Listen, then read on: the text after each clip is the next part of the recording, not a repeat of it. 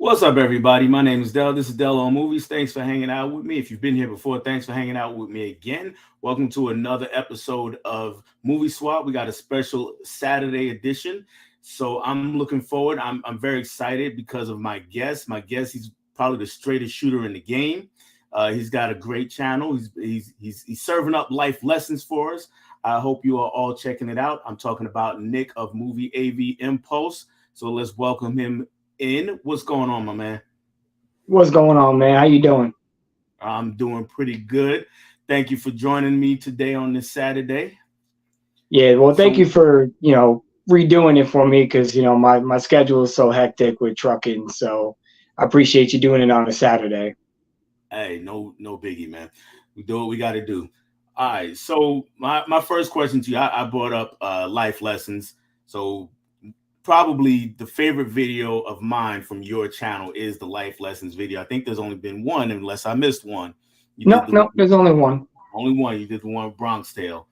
So it just so happens that a few days before that, I just came home one day. My youngest daughter was home from college, and I have two daughters. Mhm. And you know, I just happened to come home, and they're sitting there watching the Bronx Tale, and neither one of them are known for to watch gangster movies like that. So I was like, what is happening here? So I sat and I watched it with them. And they liked it, they enjoyed it, and that's kind of my long-winded way of getting back to you. Is one, how did you come up with the idea just to do life lessons? Well, really, the idea came up to me from I watched it. Shout out to KB. I was looking for it on Blu-ray, and I just couldn't find it to save my life. And then one day, out of the blue, KB is like, "Hey, I know you've been looking for this. There's an imported version on this website." So I was like, "Oh." So when I watched it again, when I got the Blu-ray in, I just started thinking, like, man, I remember that time that happened to me. Oh man, I remember that time. So like out of nowhere, it just like dawned in my head, like, I'm gonna make this a concept. So it just kind of developed from there, and I got the second one dropping, not this, not tomorrow, but next Sunday. And I give it away in my review tomorrow, but it's gonna be on the Basketball Diaries.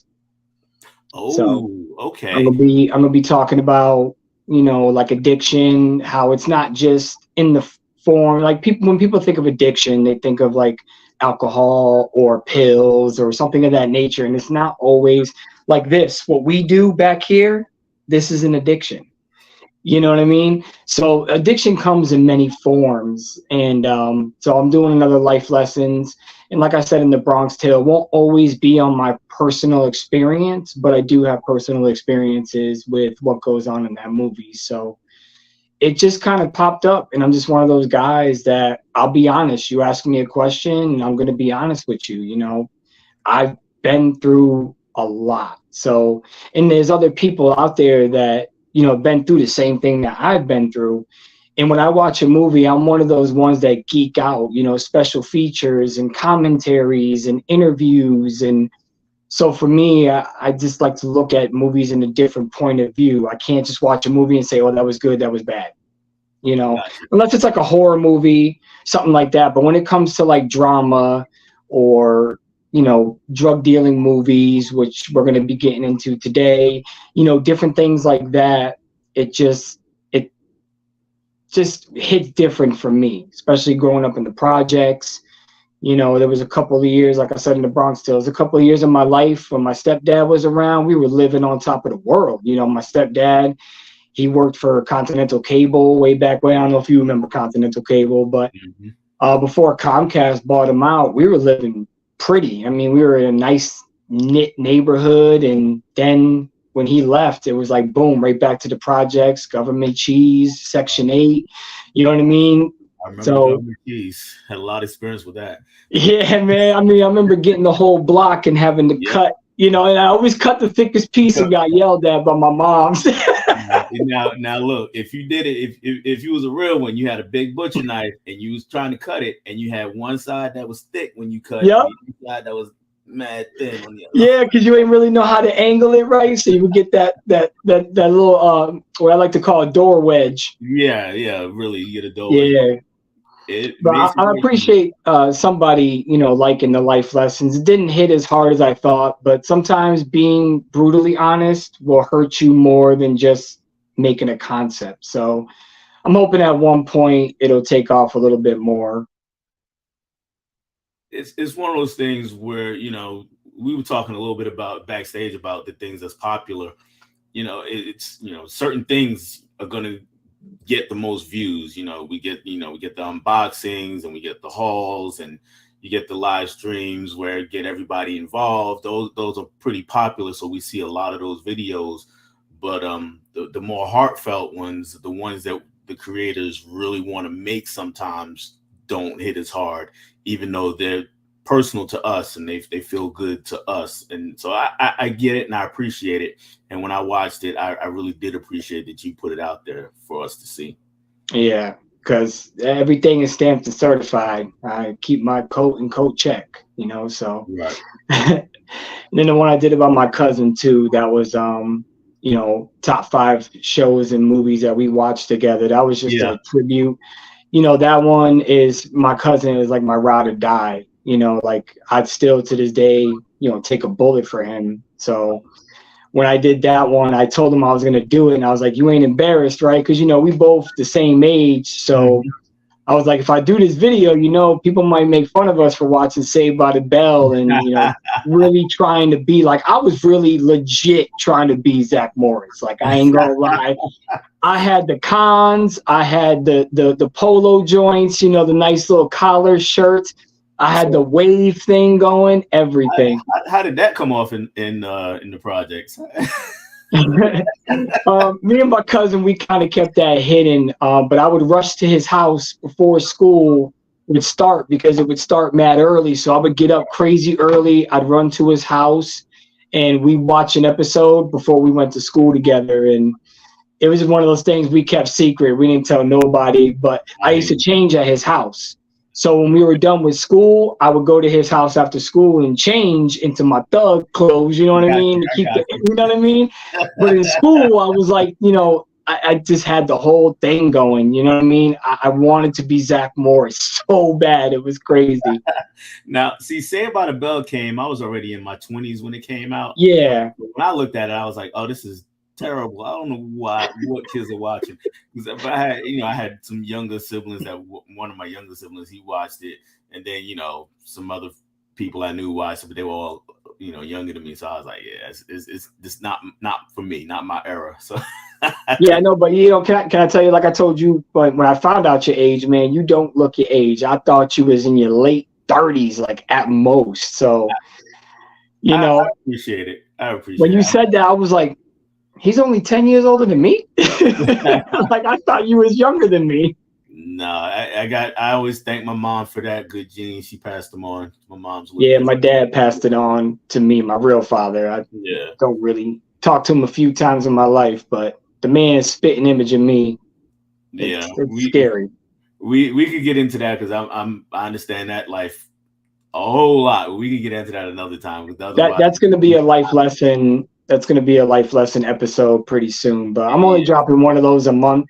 Because like I said, I don't want to like put too many out because then it just starts to kind of, you know what I mean, be a little cliche. I want to like really, I've been working on the Basketball Diaries one now for 2 weeks, just picking out what scenes I want to use, what I really want to say, what point I'm trying to get across.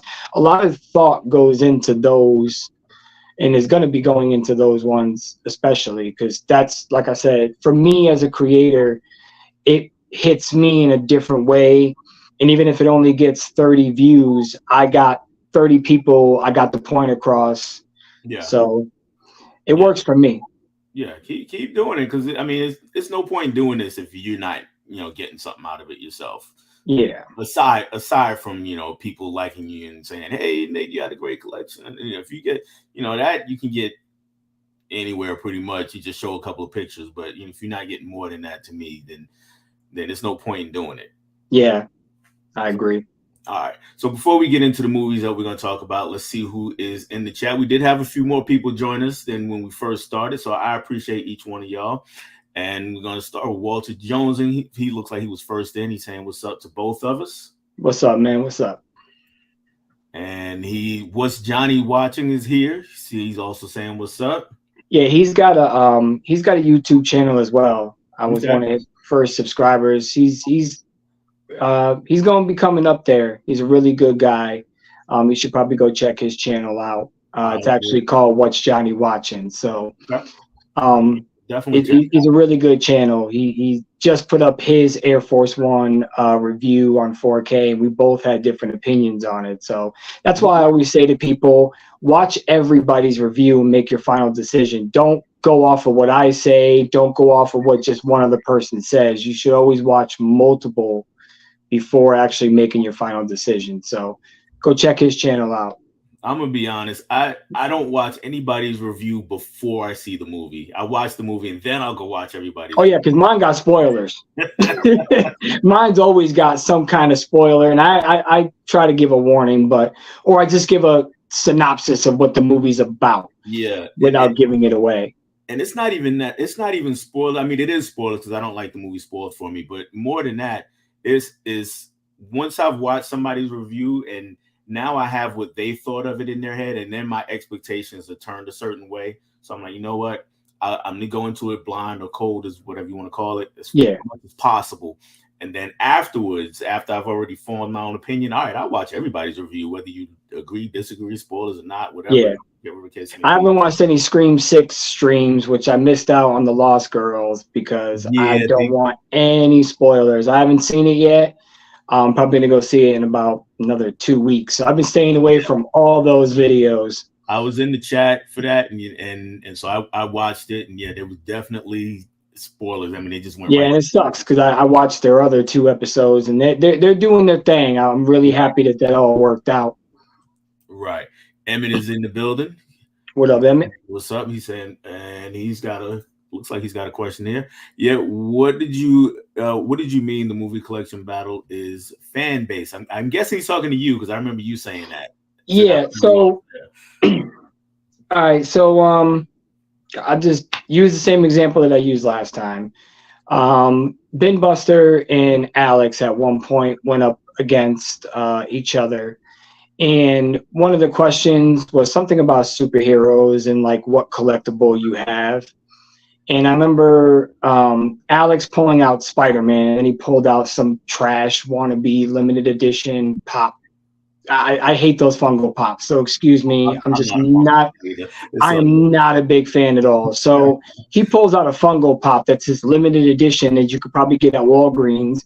And Ben Buster pulls out a cutout of Batman with the movie, mind you, a cutout, 6 foot tall cutout. Yeah.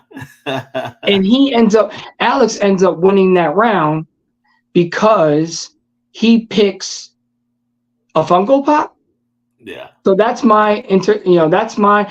and I've told D-Ray this before, no disrespect to the brother, but I'm just not a fan of the battles. At one point, I wanted to do them just because they were fun, and then I just started to realize when Bob went up against Jay from Absolute Sublime pulled out a movie that wasn't even anything to do with the category. Yeah. And he lost to, he won to Bob, where Bob pulled out a better movie.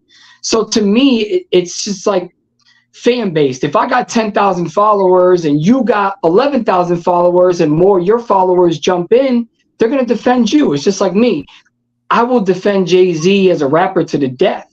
Right. Most people would defend Tupac or Biggie, or you know what I mean? So it's just we have our favorites. Yeah, you're always going to have your favorites, and I think that to me, after I seen that, I never again watched another battle. Okay. So it's just me. Like I said, no disrespect to him. I got mad love for 4K D-Ray, but I don't miss the battles, and I don't really watch them anyway. So yeah, and I'm a fan of them. So, and I've been on a few of them. And but I do understand that, and for me, I just go up there like, you know what, I get to show off some stuff that that might fit it, that should fit the category at least. But I just got to show off some stuff and have some fun and interact with some people. If I win, I win. If I don't, I don't. Yeah, and that's if everybody went into it that way, it would be a lot more fun. But all these suggestions that people were given, let's get a referee, let's get this, there's still going to be discrepancies. Right. So no matter which way you look at it, he was just trying to put something together that was fun, and then it turned into this big, oh well, that's not right, or this is not right. And if you don't want to watch it, don't watch it. Right. So I gotta go ahead. You finished? No, I mean that's plain and simple. Yeah, I had a few more people here that I didn't get to. Sean Zarnecki is here. What's going on, Sean? What's up, Sean? I'm very glad to see that Sean is. He's been coming out of his shell, so to speak. He's been watching for a while. He told me on my last stream, and he's out and interacting with other collectors more.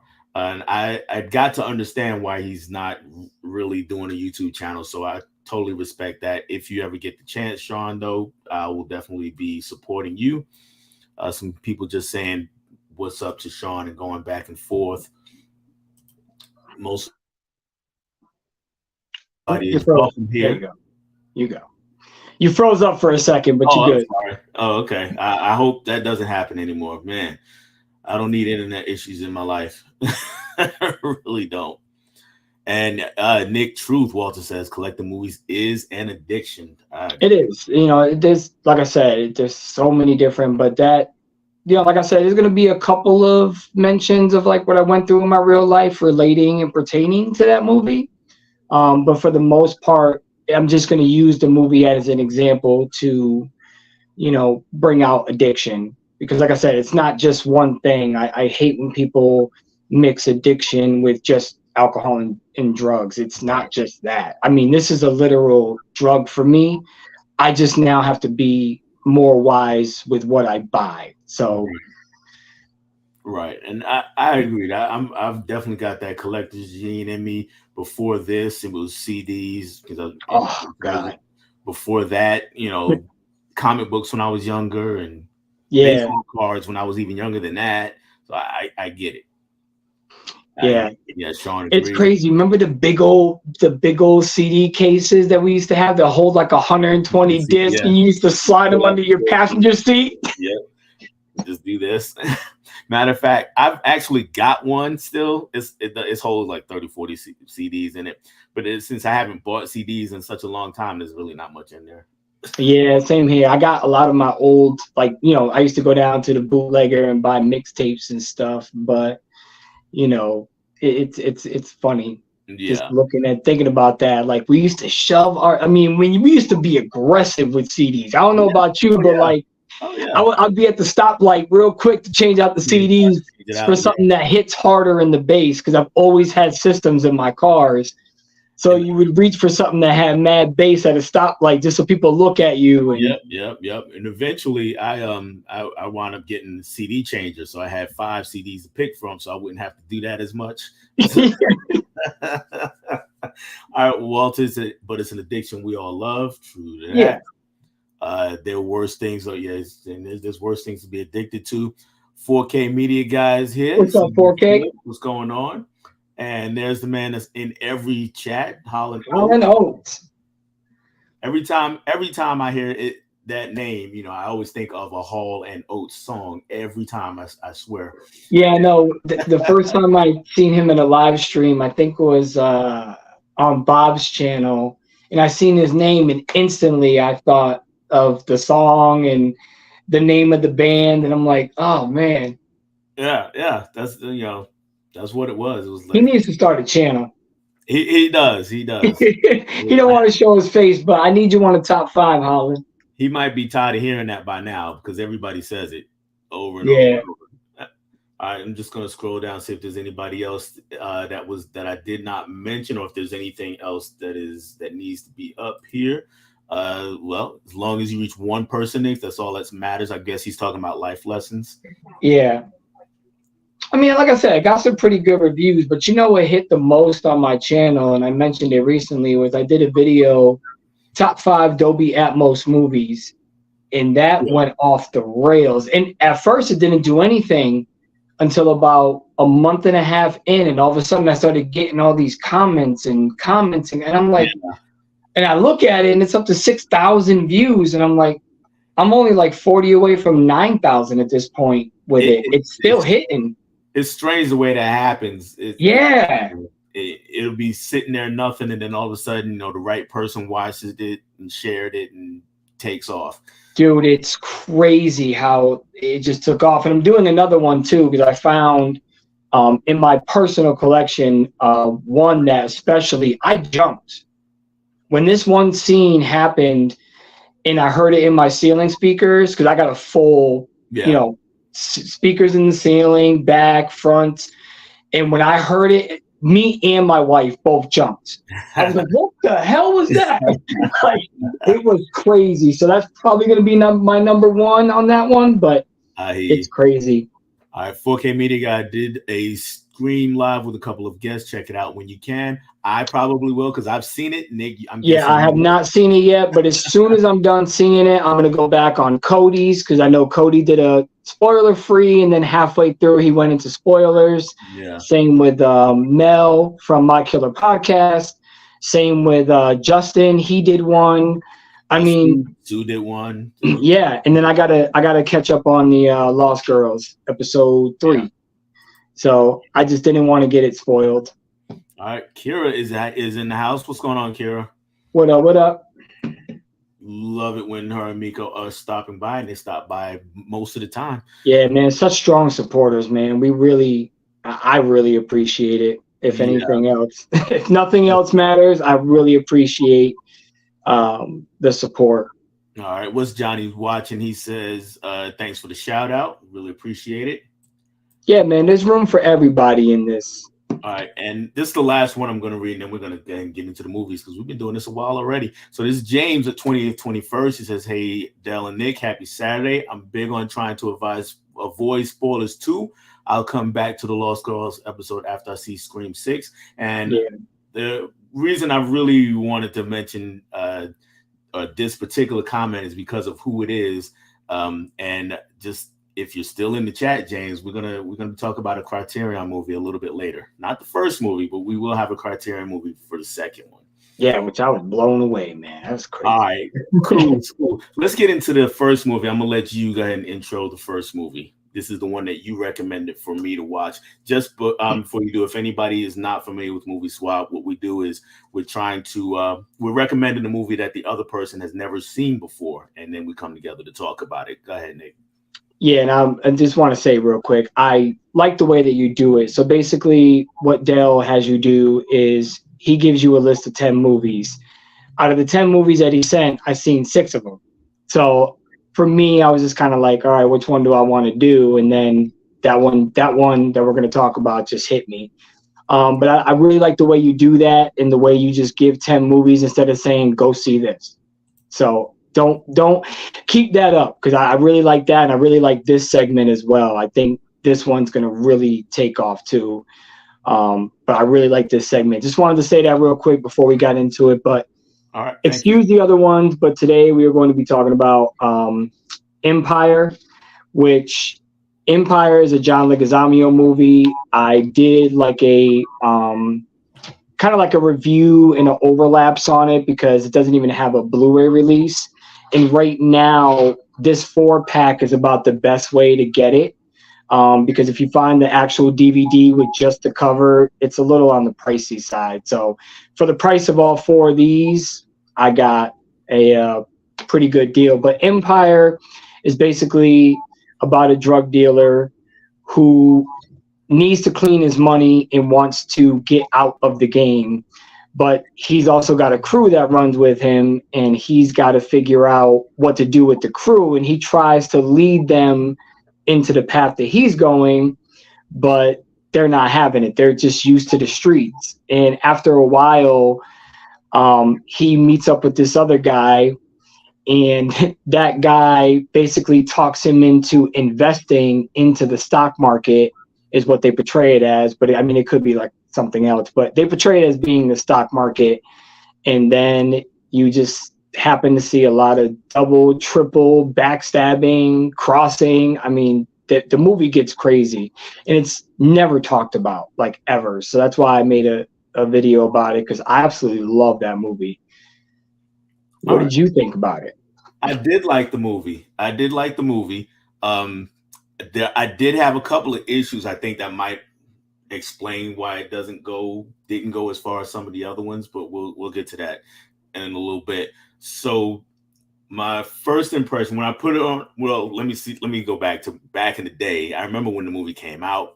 I don't know why I kind of know why I didn't watch it. Because this is kind of right in my wheelhouse. But one, I hadn't really heard much about it, and two, it was okay. It's a gangster movie, and John Leguizamo is the star. Yeah, I'm familiar with John Leguizamo as he's the funny guy. So I'm like, is that gonna work? John Leguizamo, the gangster? I mean, but hold on one minute. Go ahead. You know where I first seen John Leguizamo? Go ahead. Was before comedy. Come on, man, Benny from the Bronx. Yes, that's true. That's why I looked at it in that he could play the gangster. See, I saw that, and Carlito's Way. That's Carlito's Way. If anybody doesn't know, it's a great movie. And I was like, that's like that much Leguizamo in the movie. Yeah, no, it is a short. It is a short period. This whole thing, and over the years, it just got further away from my thought process, so I just never watched it. And it's funny you mentioned the DVD it's kind of pricey now, because I remember seeing it everywhere. I used to work at Blockbuster. It used to be everywhere, and just never picked up on it. All right, so when we meet his character, when we meet Leguizamo's character, and just fast, I just drew a blank on his name. I'll get it, I'm sure. Yeah, I just lost. It was funny because I actually looked. You froze up. Yeah. There you go. Hold on. It might be on the back. Nope, not on the back. But that's okay. We know who we're talking about. So when we meet him, I mean, he's all in the game. There's no thoughts about getting out of the game. He's all in. And then, things go south pretty quick. They go south pretty quick. So, and the beginning of the movie, I don't mind giving some things away that happen, but since this is movie, maybe not as many people have seen, they spoiler free towards the end. So, and the reason I say that is one of the the big thing that happens early on is, they got some beef with another drug dealer played by Fat Joe, Tito. I remember his name though. Tito, played by Fat Joe. And they go into Tito's place, and they got to take Tito out. And I'm gonna tell you before I get to the end of that scene, which is what I really want to talk about, that in the middle of that scene, that whole shootout, that was for me the hardest moment in the whole movie, when Fat Joe is sitting there. He's never moves from the couch. Never moves from the couch. Then he hits a button, and a rifle just flies over the top of his head and lands in his lap, pretty much, or he just catches it rather, and then he just keeps going. So that was when I saw that, I was like, oh, okay, wow. But then they take care of that business, and as they're kind of standing around, kind of gloating about what they did, they took care of business, they got it over with. Noise happens off screen, and Jimmy, which is his boy, just turns and shoots. And played by Tretch. I love Tretch. No, not Tretch's character, the other guy. Oh yeah, the other Spanish dude. Yeah. He's the one that takes the shot, and he hits a little boy, rather. Excuse me. Little boy, yeah. Hits his son. So from that moment, then Leguizamo's character is like, okay, I got to get out of the game right now. So when you first time you watched it, when that happens, what was going through your mind?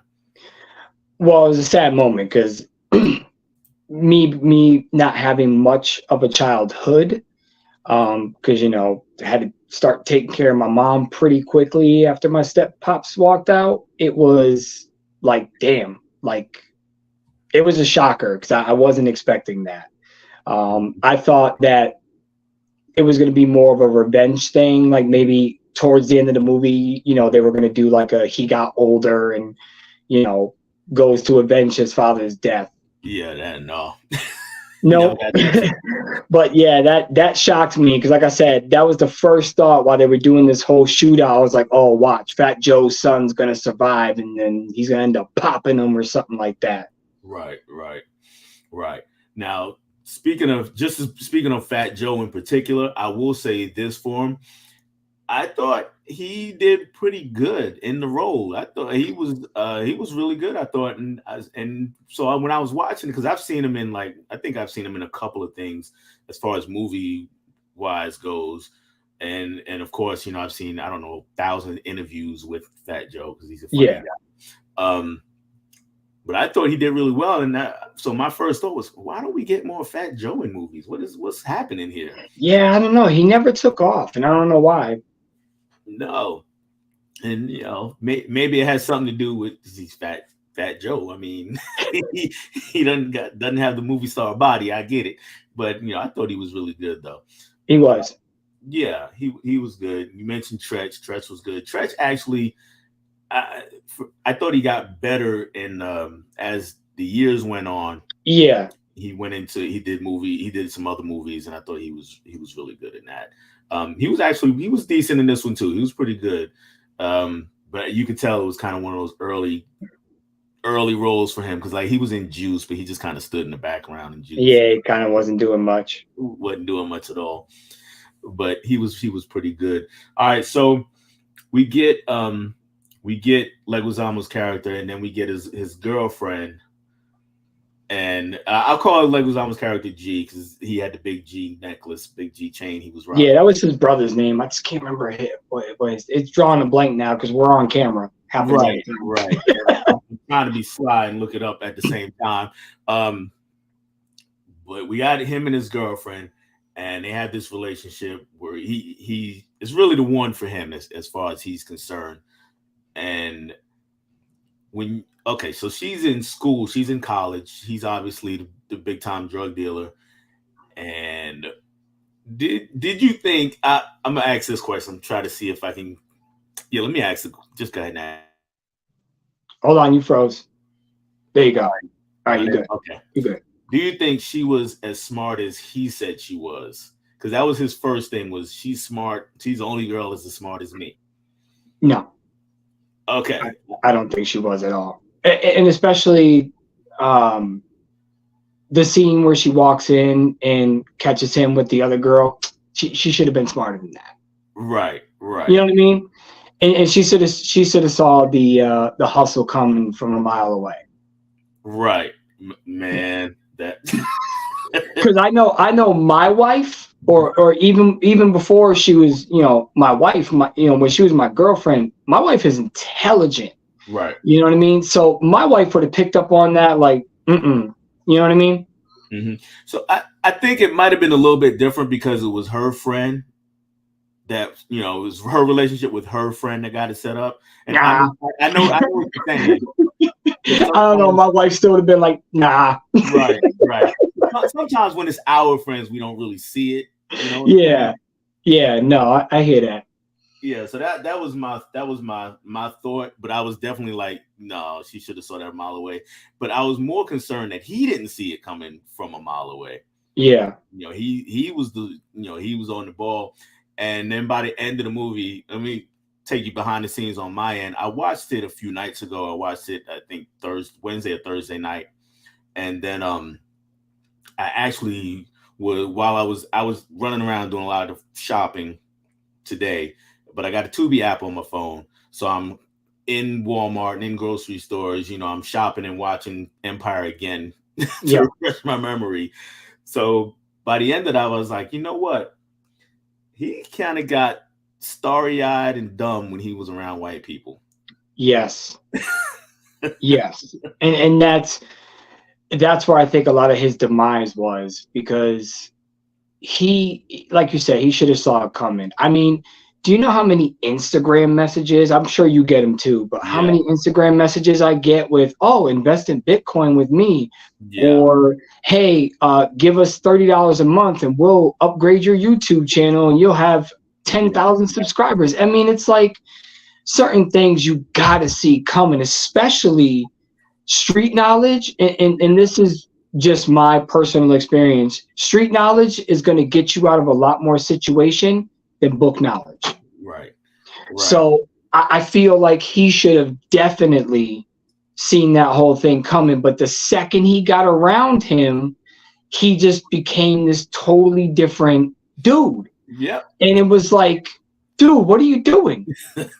He just forgot everything. Yeah, man. Like all his smarts, everything went out the window. So, and real quick, that Navigator he was driving was ugly as sin. Yeah. I did not, if you're gonna talk about balling like that, because he was balling. The man has some guap. But come on, man, Cadillac Escalade. You know what I mean?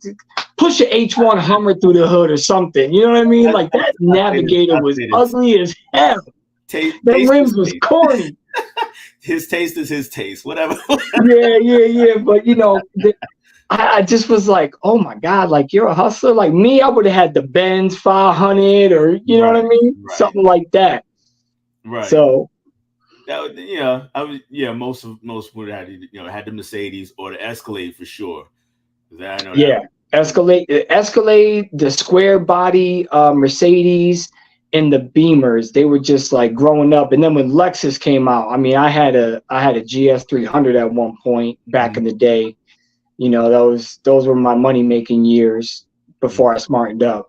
Right. And it's pushing that through the hood with the 215s in the back, pumping on 20s. That's what you call like balling. But then pulling up to the projects. You know what I mean? I was over there in Forest Park pulling up like, what's up, man? So it was one of those, like, as soon as I seen the Navigator, I was like, oh man, why'd you do the Navi? Because nobody in my hood loved Navigators. Not one person. There was all, like I said, Beamers, Benzes, Lexuses. It was always something like that, Oh yeah. Look, you ain't got to tell me. I know. Oh, I know. I know you know. So, all right. So, kind of threw me off here. We got talking about Navigators. Sorry, I just the Navigator was so ugly. All my man did with it was some fog lights. But he's talking about I had the flyest ride in the hood, and I'm like, nah, you don't. Nah, you don't. He decides he's gonna get out this game. He goes and sees the Connect Columbiana, and he's letting her know that I'm trying to get on. I'm trying to move on, and I haven't even gotten back to the white guy yet, to Jimmy, but he decides that when he goes out. Not Jimmy. Jimmy's his boy, but he decides that Jimmy is going to be the one to take over the crew. Tell me what you thought, and I'm going to tell you what I thought. Like, just before we get to the end of the movie, without having seen the end of the movie, just tell me what you thought when he said, all right, Jimmy's going to take over. Not Tretch's character. He said, Jimmy, you're going to take over. Yeah. To be honest, I thought he should have had Tretch take over, only because he wasn't afraid to strong arm, whereas, unfortunately, when you're talking about streets and territory, and now that Fat Joe's gone, somebody got to take that territory. Right. So you need, as much as it sucks, you need that mentality of, okay, if I'm going to take this over, we got to clean the house. And you got to go in there, and I don't think Jimmy had that heart. Jimmy was too much spending his money on safari shit and girls. Whereas Tretch was a little bit more, he had a stereo system, but that don't cost you as much as a female and some safari shit. Right. So I think that was a dumb decision. And it was also letting his boys know that he was leaving. And sometimes that might lead them to think that now the money revenue is going to stop. Mm-hmm. and I think that's where the big problem was I think Jimmy knew that if John really left the game, he would have ended up stopping, because we don't know what kind of relationship he had with the queen. You know what I mean? She ran everything. She supplied all the dealers. Yep. So we don't know what kind of, Jimmy's a stupid dude. Yep. You know what I mean? So I think Tretch would have been a better, because like I said, he would have strong-armed everybody. You know, he would have did some state property shit like get down or lay down. Right. And then he would have also got in good with the queen, because he knows that that's where the money is. It's not everywhere else. It's if he don't have her, he don't have a block. Right. So my thought, I was with you. I came at it a little bit different though. My thing was, all right, I've not spent that much time with these guys, but in the time that I spent, the beginning of the movie, you know, first off, with the three of them together, Tretch's character was the voice of reason. So yeah, he was down for whatever, and he was going to strong on whoever, and he was going to do that. But he had some kind of thought pattern before he did things. Jimmy was just reckless and hot-headed. So my thought was, why? You know this dude. You know he's reckless. Yeah. Why would you pick him? That's not the guy. I've only been with him 10 minutes. So how do you not know this? This is your boy. Yeah, see, and that's what I like. Everybody, you know, has different point of views. Because that's the way I looked at it. I looked at it like, yo, he's not going to be that guy. He's just not that intelligent, whereas Tretch is much more in depth. So yeah. So before we go on, let's see if there's anything else out here in the chat. We just got a lot of people saying what's up to one another. If you're not familiar, I tend to skip around most of these, trying to see if there's any comments about the movies that we're talking about or something different. Walter talking about the Scream 6, trying to avoid any and all reviews on here, Instagram, TikTok. It can be tough. I get it. It is. It can definitely be tough. Oh, I skipped over somebody. Let me go back and recognize Mika is here. What's going on? What's up, Mika? Absolutely. And yeah, just trying to avoid the spoilers. Also, Fish, the film collector, is here. What's going on, Fish? Says, you got that fresh haircut for KB's conversation. Yeah. Oh yeah. I saw that. Yeah. Yeah. I was like, oh man, Fish trying to look his best. He's getting ready for work. Just wanted to say have a great stream. He'll definitely be checking out the replay. Thank you, Fish. Thank you, man. We appreciate the support. Absolutely. 4K Media guys says, I'm undefeated on battles and still don't get recognition. You got to be popular. Understood. Just some people saying what's up to Fish. What's up to Mika, queen of the support. Yep, that absolutely. Sean says, I appreciate that. I will have you up on that one day. I'll take you up on that one day. No problem. More people saying what's up going on. Says, do you guys hold up? You froze. There you go. Now you're good. Do you guys complete franchises if there are movies you don't enjoy in them? Star Wars, Marvel, etc.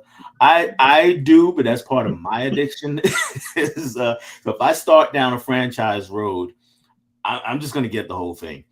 That's just the way I am. If some franchises, I'll get just the first one because the rest are all really trash. But most of the time, I'll just complete the whole thing. How about you? I'm a little bit of a mixed bag. Like at first, I was collecting like every Marvel movie that came out, and then when the 4Ks came out, I upgraded and threw away the Blu-rays and gave them away. I don't throw away any movies. That's disrespect to physical media. But it's gotten to a point where Marvel is ridiculous. I'm done with Marvel. So the last one I got was the Spider-Man joint and the Doctor Strange multiverse. And the only reason why I got the Spider-Man ones, because all three, we grew up on the original Spider-Man with Tobey Maguire. And then Andrew Garfield, I thought made a great Spider-Man. He just went in a bad path. But yeah, I'm not really big. Like the only one I got to get, I just got all the Ip Mans 1, 2, and 3 on 4K. So I'm just waiting on number 4 because I do enjoy all those movies. See, Um, I'm but backwards on It Man. It's funny because I picked up the Blu-ray trilogy set a while back. Didn't know they were gonna have an It Man 4. I didn't know either. Yeah, I and didn't even then know until Netflix brought it out like last year. And I was oh like, wait a wow, minute, there's a 4? yeah, I knew So there I was had the a 4. same thing. I gave it to my neighbor. I had the trilogy Blu-ray. Yeah. And I'll be honest, if you have it, I didn't do any reviews on the 4K. Just keep the Blu-ray. Oh, I was planning on it, so I still have it, but I did get It Man 4 on 4K. I did not like the transfer at all. Okay, okay. Dude who loves movies is here. So just dropping in real quick to say what's up and roundhouse kick the like button. Absolutely. If you would, guys in the chat, if you don't mind, it helps out the channel. Just hit the like on the way in or the way out, whichever works for you. And I've got the monkey The is here. monkey. What's going on, monkey? Greetings to you, AV Impulse. I saw your video about family is very important to you. My question is, how much do you see yourself in Dom from Fast and Furious? That's an interesting question. Okay. So Dom, okay, Fast and Furious franchise, first of all, Paul Walker made it. I don't like the fact that he got rid of The Rock because they couldn't agree on things. I hate the fact he brought in John Cena. I don't think he's a good actor, like, at all. And I haven't watched 9 and I won't watch 10 because I think it's super disrespectful that they brought back Paul Walker. Like, to be honest, if I ever met Dom in real life, I want to be starstruck. I'd want to strike him because I don't like the franchise has gotten so ridiculous that it's just gotten me out of it. You know, I started collecting them. I have 1, 2, 3, 4, and 5 and 6. And then once we lost Paul Walker, I just started to fall out of it, especially because they keep mentioning him as if he's not gone. Right. And then I hear that they're going to bring him back in, you know, Fast X using his brother and then CGI. That's just total disrespect. It's the reason why I stopped watching the Star Wars because they brought back what's it? I can't. It was Carrie Fisher. Oh, Carrie Fisher, yeah. Yeah, they brought her back when in the movie they did the most beautiful proper send off, and they could have just left it at that, but instead they got to CGI her because that's what made the movie. That's what made the franchise, and I don't agree with that stuff. So. But do I have the same feeling? It depends on what family member you mess with. Yeah, yeah. You know, as far as my family, yeah. But me and my stepfather, we haven't talked in about 8 years. Just because we couldn't agree on life situations anymore. Sometimes people have to grow up and they grow out of each other. So, but yeah, it depends on what you mess with my kids, my wife, my older sister.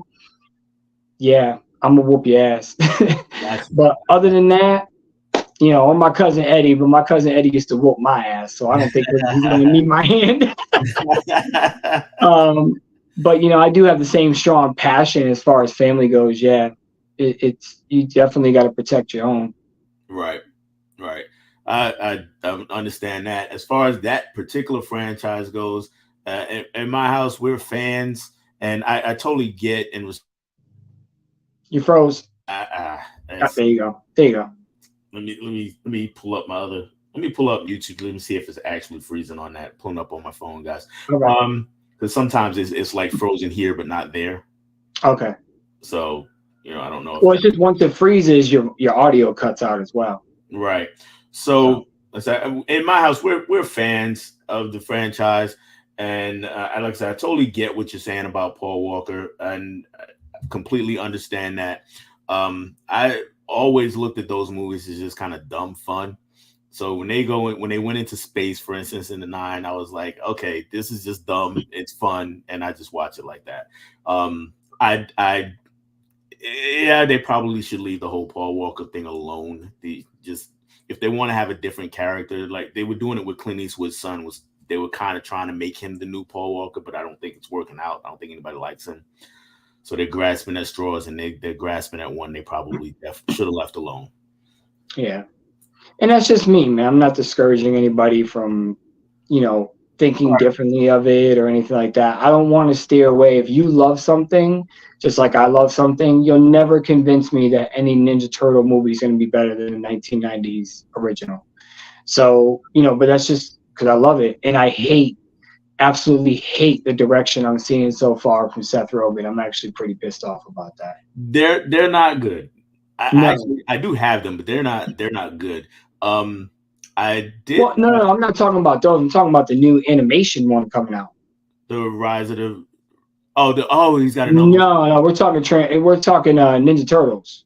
Okay, no. I thought Michael Bay. That's Michael Bay. Yeah, Michael Bay did the Transformers, which I'm just a Michael Bay lover. He's one of those directors that it's like Fast and Furious. It's dumb fun. It's just he's not to be taken seriously. Bad Boys 2, Bad Boys for Life. I mean, I'm gonna be honest. So half of his dumb fun just doesn't jive with me.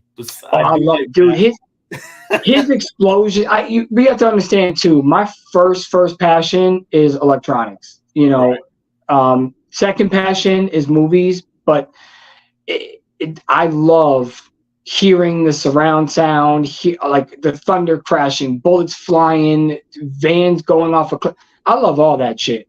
So, for me, Michael Bay just hits the spot. It's just one of those, I want something mindless that I don't have to think about, and I want to just watch it. Gotcha. And I'll pop on a Michael Bay movie. I got you. So we got 4K Media guys that just subbed Impulse AV or to AV Impulse, but he just subbed. Everybody does that. Roger started that shit, and everybody does that. Everybody gets my name wrong.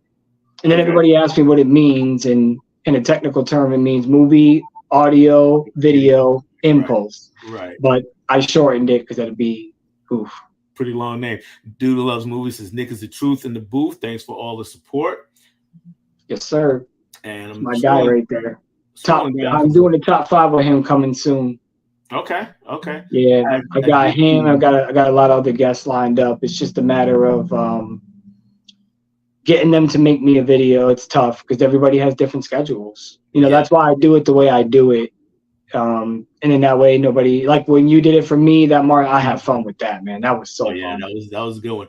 I'm gonna get with you on something else martial arts related. Another time I'll get with you. Mika says she loves John Leguizamo, and was Johnny watching. My first introduction to Leguizamo was Hanging with the Homeboys. Yes, I remember that. I don't even remember that. Yeah, that might have been my first introduction to him too. Or well, actually, no, it wasn't. It was his stand up before that. What's crazy is I think Carlito's Way came out in '91. Yeah, so it might. It was in '91. I know it's in the '90s. It's not in the '80s. No, but that was my first introduction to John Leguizamo. Was Carlito's Way, Benny from the Bronx. Yep. Hollow Notes. I'll never forget Fat Joe because of Cribs licking the bottom of his sneakers. Yeah. His shoe game collection is insane. It is. I've seen it before and some other things, but no, I'm not licking the bottom of the shoe. I'm not licking the bottom of my shoes either. I mean, that's crazy. I remember when he did do that though. I was just like, what? All right, so let's go ahead and get back to Empire. Victor Rosa, I did manage to look it up. Victor Rosa is Leguizamo's character. Ah. Yeah. So okay. All right. So Victor, he meets this guy through his girlfriend has a friend that she's in school with, and her boyfriend is a big time investor. So they meet at this big reason I'm actually looking at YouTube on my phone. It's weird the way StreamYard does that. It's still going on YouTube. Oh, okay. Continue on, brother. I know the movie then. Yeah. But yeah, so they meet, and right away, they start kind of chopping it up about, what they do and maybe getting into business together. And that, like we talked about before, something that we thought he should have saw coming. Did you see? And I mentioned why I didn't see it. Did you see any reason other than what I mentioned that he wouldn't have seen it coming? Nah, I mean, the guy was pretty persuasive. I'll say that. But like I said, as far as that's when your street mentality should have really kicked in, especially at that party, the way he was talking, and I would have been like, nah, man, I'm good. But I mean, he was smart for doing it because he didn't know how much John was worth in the streets. I mean, street money is always, because you can't go to the cops. Right. So, for him, it was good. But I would have saw that scam coming from a mile away. Yeah. Tony from Basement Blues is here. What's going on, Tony? Tony, that right there is the gatekeeper. Yeah. Tony's everybody's guy. I wish he would do like a Double Dare type of challenge. Remember Double Dare back in the days where they used to let you just run and grab whatever you could for prizes? Tony, give me 1 minute. Just let me grab what I want for prizes. I love Tony, man. Another big supporter. Still my favorite unboxer. I watch a lot of unboxings, but I love his. They're quick. They're to the point. They're it's something I can watch real quick before one of my kids bothers me. Right. I mean, I love it. Usually 3 minutes or less on an unboxing. All right, so let's get back to Empire. So he gets in bed with this guy business wise, and things seem to be going well on that end. But of course, his old crew, because we talked about Jimmy the Hothead, things are not going well. He's just making war with people for no particular reason, or not a good reason anyway.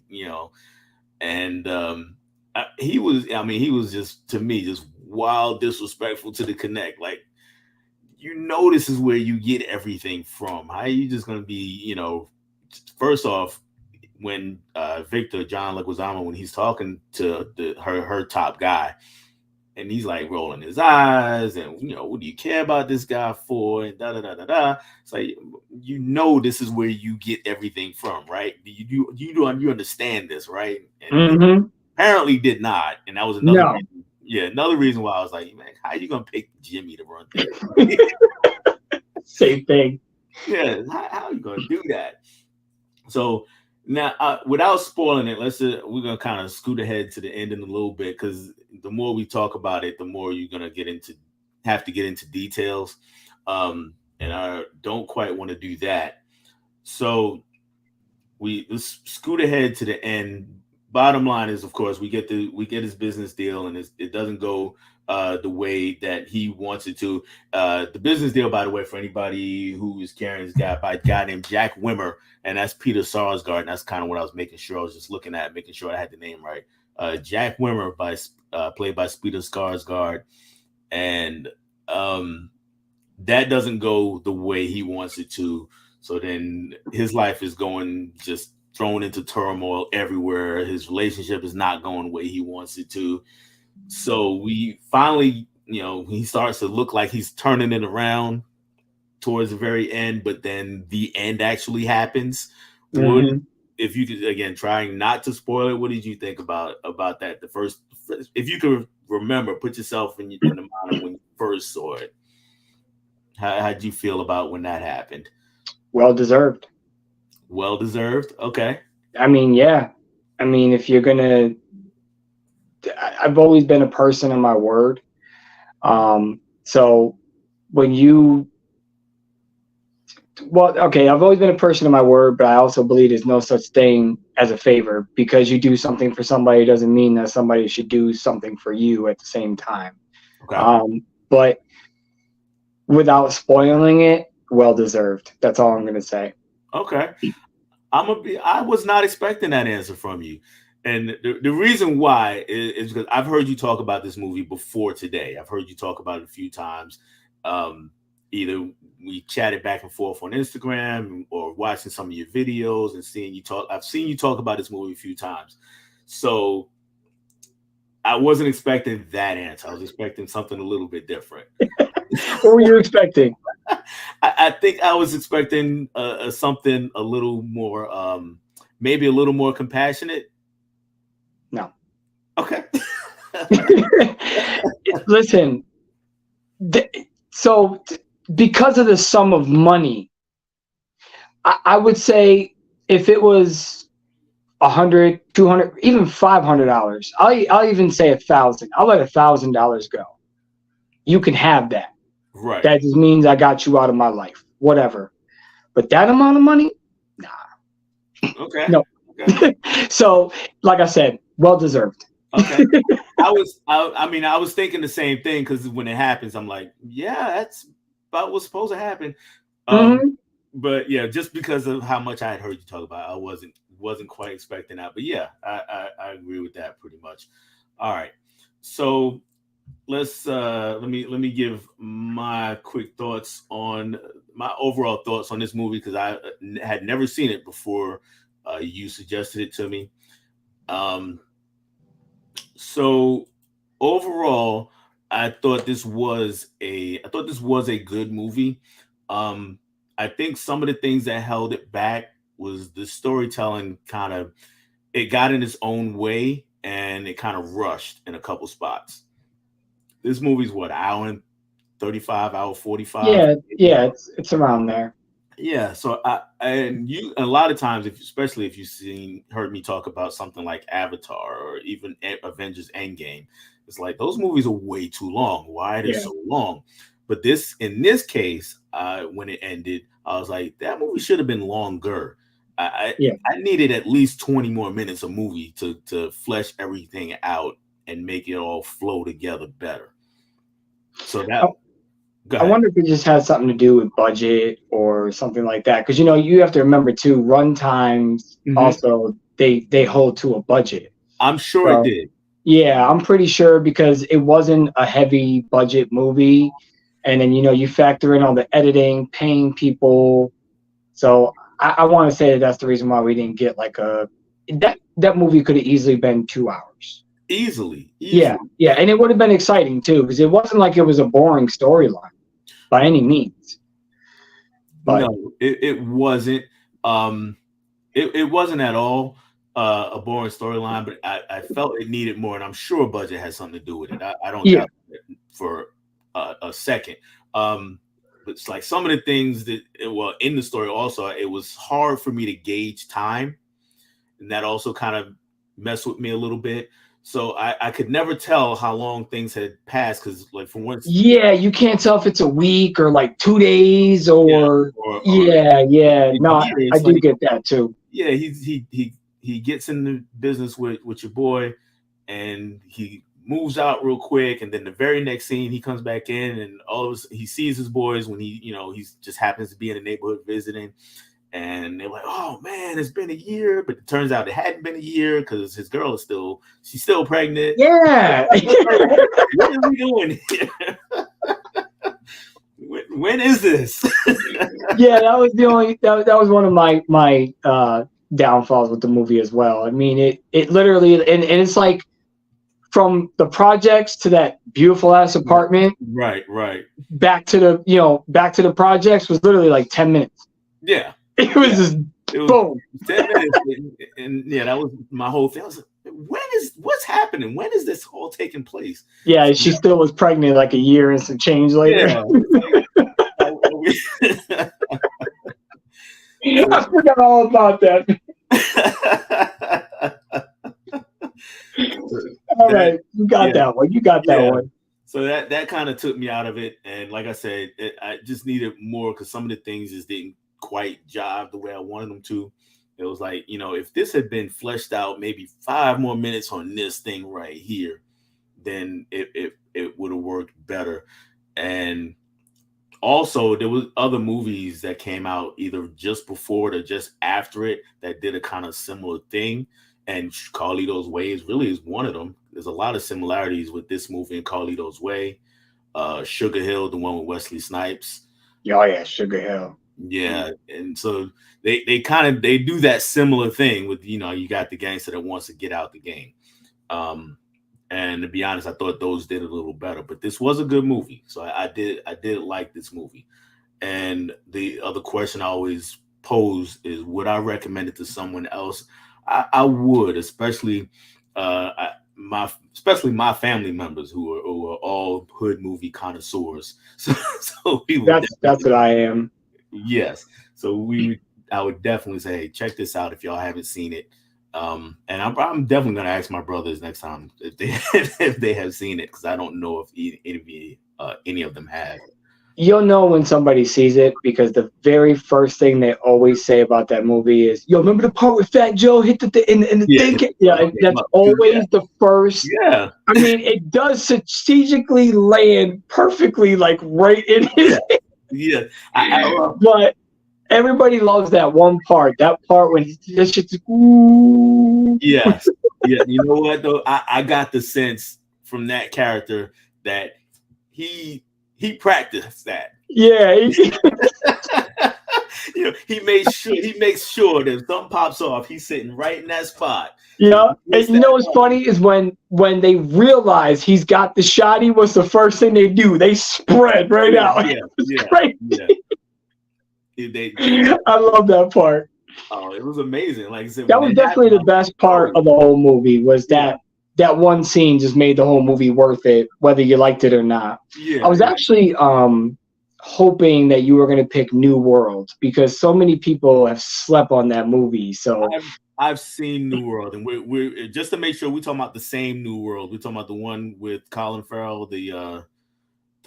Okay, so which one are we talking about? So we're talking about the Asian version that blows The Departed out of the water. The Departed was made because of this movie. Okay. So basically, it's like the Korean. It's the Korean version of The Departed. Okay. But way better. Oh, interesting. So I see when I saw New World, let me tell you, I was thinking of the Terrence Malick film that's got Colin Farrell, and it's really Pocahontas is what it is. And I like Avatar. Yeah. Pocahontas and blue people. Yeah, but this is supposedly the Pocahontas. Okay. But I can't stand 2 Avatar movies. But anyway. But anyway, so I saw that movie and it bored the hell out of me because I don't like Terrence Malick either. If anybody in the chat does, I know a lot of film lovers, they hold up Terrence Malick, but I can't stand his movies. So I was like, nope, not watching that one. I didn't even know about the Asian version. Yeah, no, I didn't know about it either until somebody had got it for me, and I was just like, what is this? And he's like, watch the movie and then make a review about it. And I was like, all right. So instead of making a review, what I did was like an overview, and I left it at the end to who's going to be the top dog. Right. And the ending is just absolutely phenomenal. The intensity that leads up to the ending is phenomenal. So I need to check that out. I also need to get I know Criterion just put out an Infernal Affairs box set or their that's what New World. Yeah, that's what New World basically mirrors as well. Oh, okay. So it is a lot of similarities. Those 3 movies are all mirrored off of each other: Internal Affairs, New World, and Departed. Right. And that is the order that it comes in too. Okay, so Infernal Affairs, I saw the first one. I haven't seen the others, so I do need to check those out. The other ones were okay. They don't. It's hard to hold it. It's like somebody's first album. It's hard to hold a candle when they're not hungry anymore. Right. Gotcha. You know what I mean? Gotcha. So definitely. Walter Johnson is in the building. He says Leguizamo in Spun is epic. I have not seen Spun in forever. I don't think I've seen it at all, to be honest. It's from what I can remember, it's a fun movie.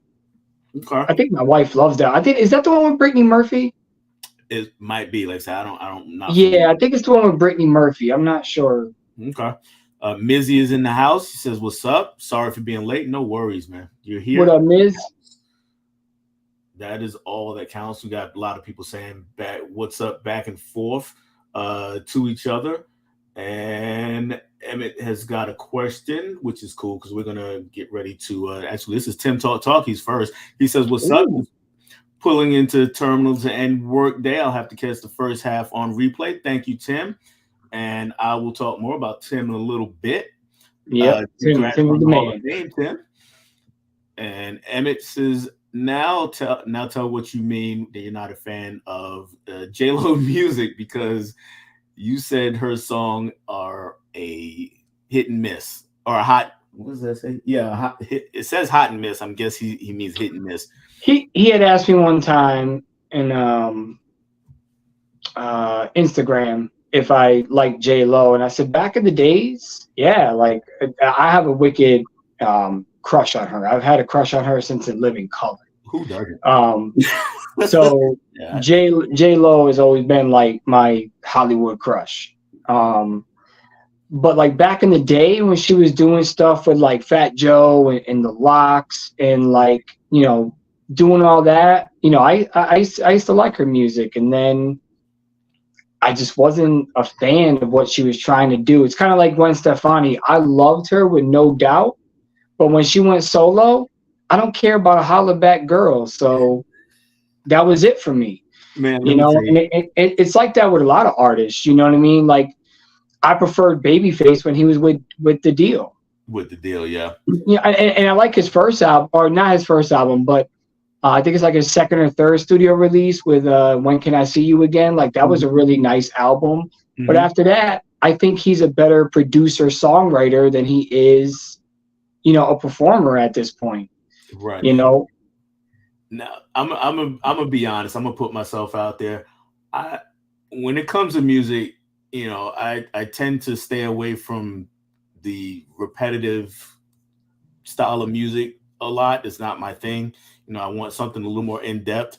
But for some strange reason, Holla Back Girl got in my ear, and I just enjoyed the hell out of it. And I like the Joe Buttons remix that he did way back in the day. I can't remember if it was a Clue tape or DJ Envy. It was one of those, you know, right. Ron G, all them different mixtapes that they had out. But he did like a remix to that and basically like shot back at her, and it was pretty dope.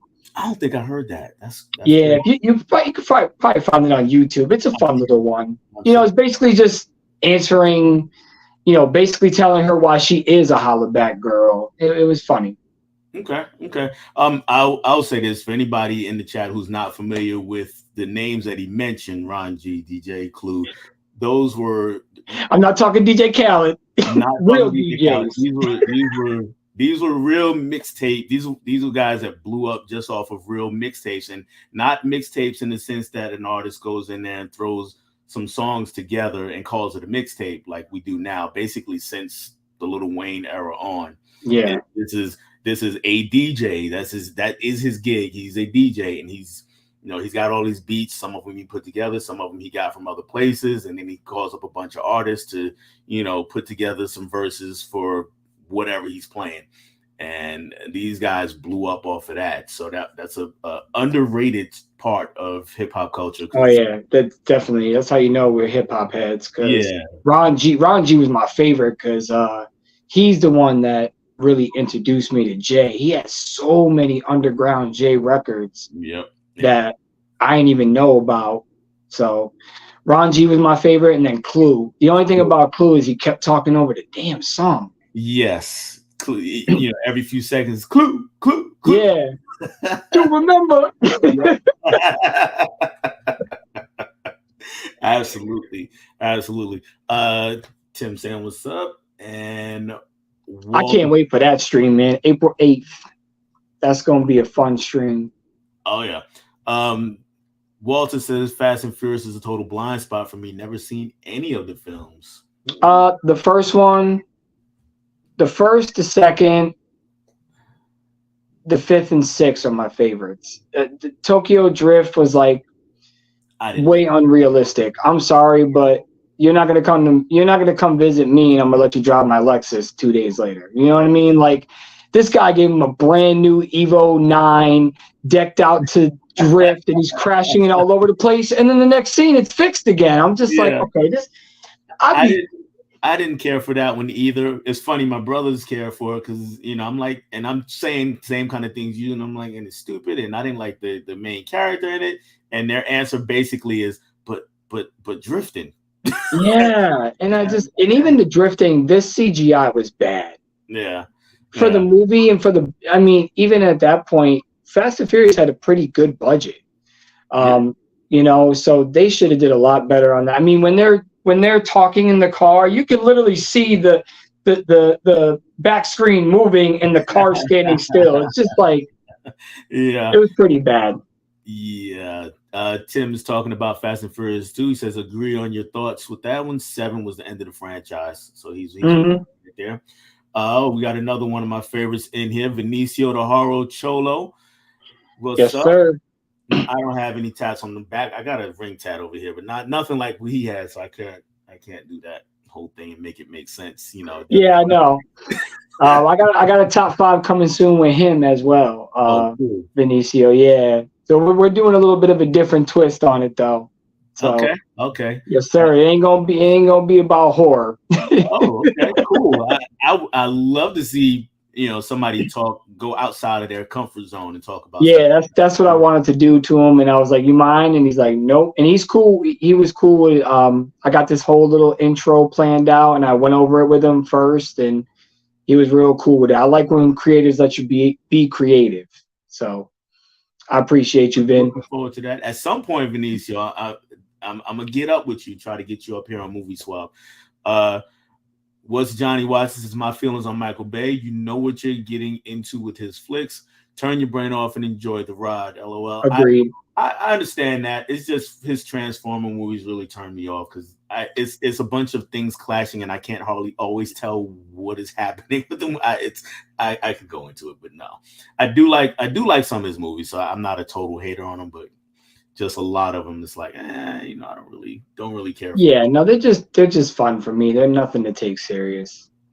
All right, Walter Jones, and if you like bullets flying, you need to see The Killer with Chow Yun-Fat. I actually just picked that up on DVD. I found it cheap somewhere when I was out, but I haven't watched it yet though. So I will check. You've never seen The Killer? I've never seen The Killer. I've got it, what? And I just haven't watched it yet. I got the Dynasty. I got the Dragon Dynasty version somewhere in this mayhem. None of my movies are organized at all. I just have steel TV and shows, steel books, 4Ks. Like that's how I do it. I don't alphabetize them because what's the point? I got to move them in another day. You know what I mean? I do have. I know all about that, Walter. I actually made a rant video because that's one of the segments that doesn't hit hard, but I just love making them on my channel. That was one of them. Was The Killer? It was when I first started playing with editing, and so it's terrible. It's a terrible video.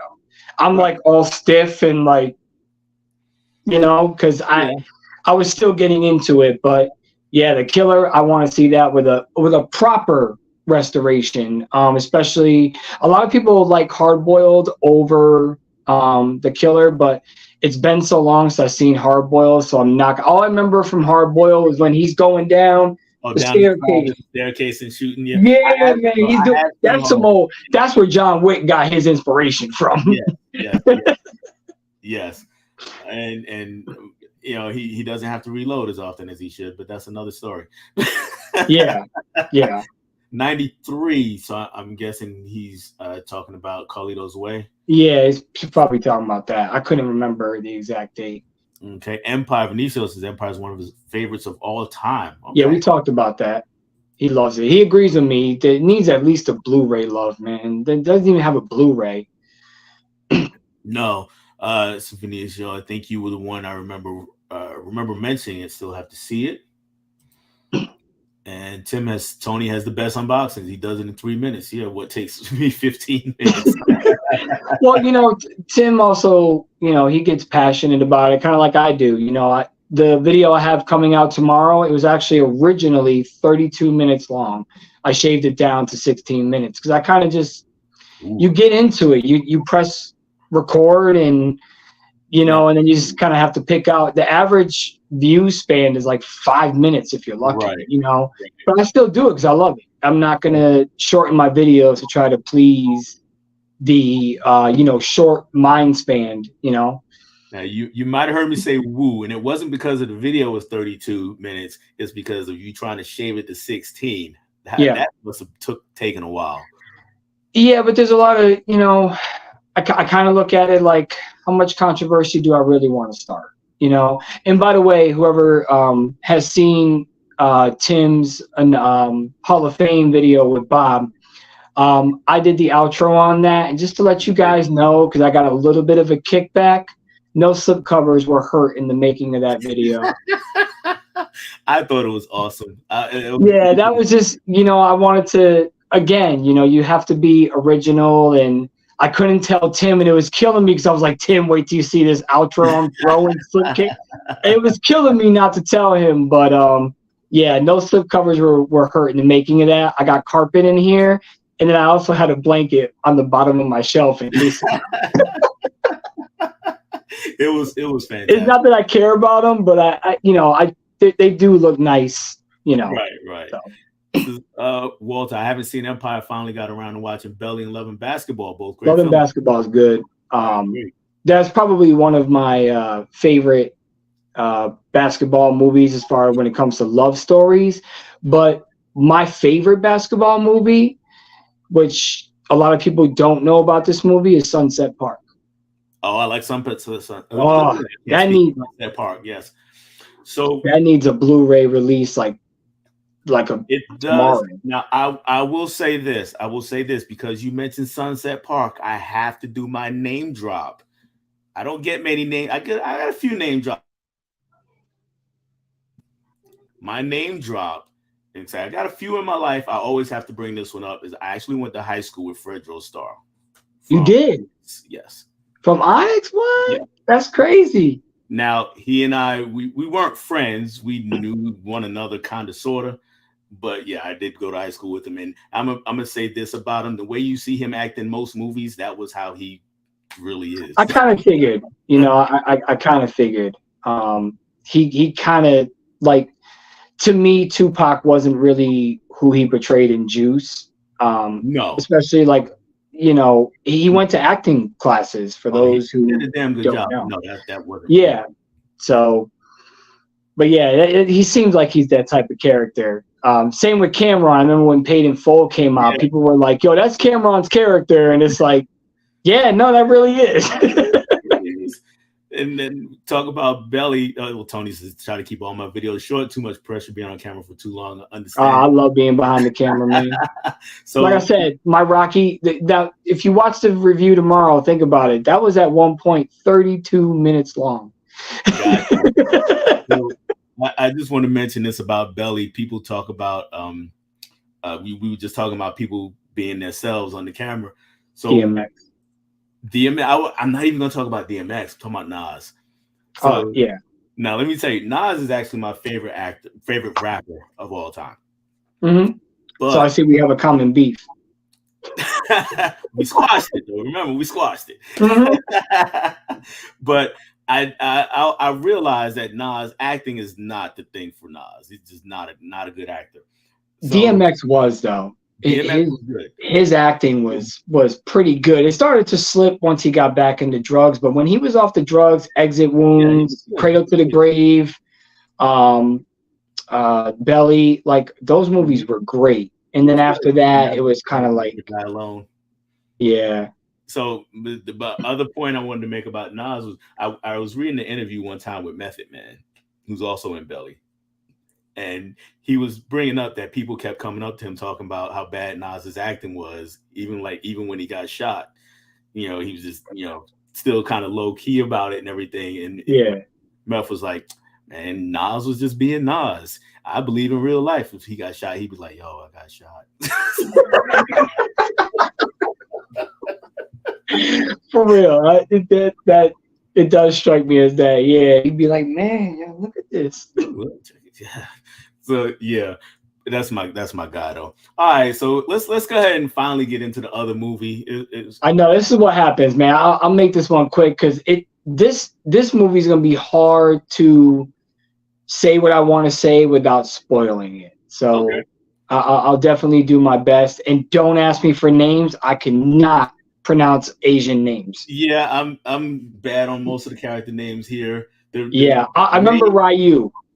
Got it. Yeah, that's you've seen that in a lot of video games and movies. You've seen that. Yeah. So that's a pretty easy one.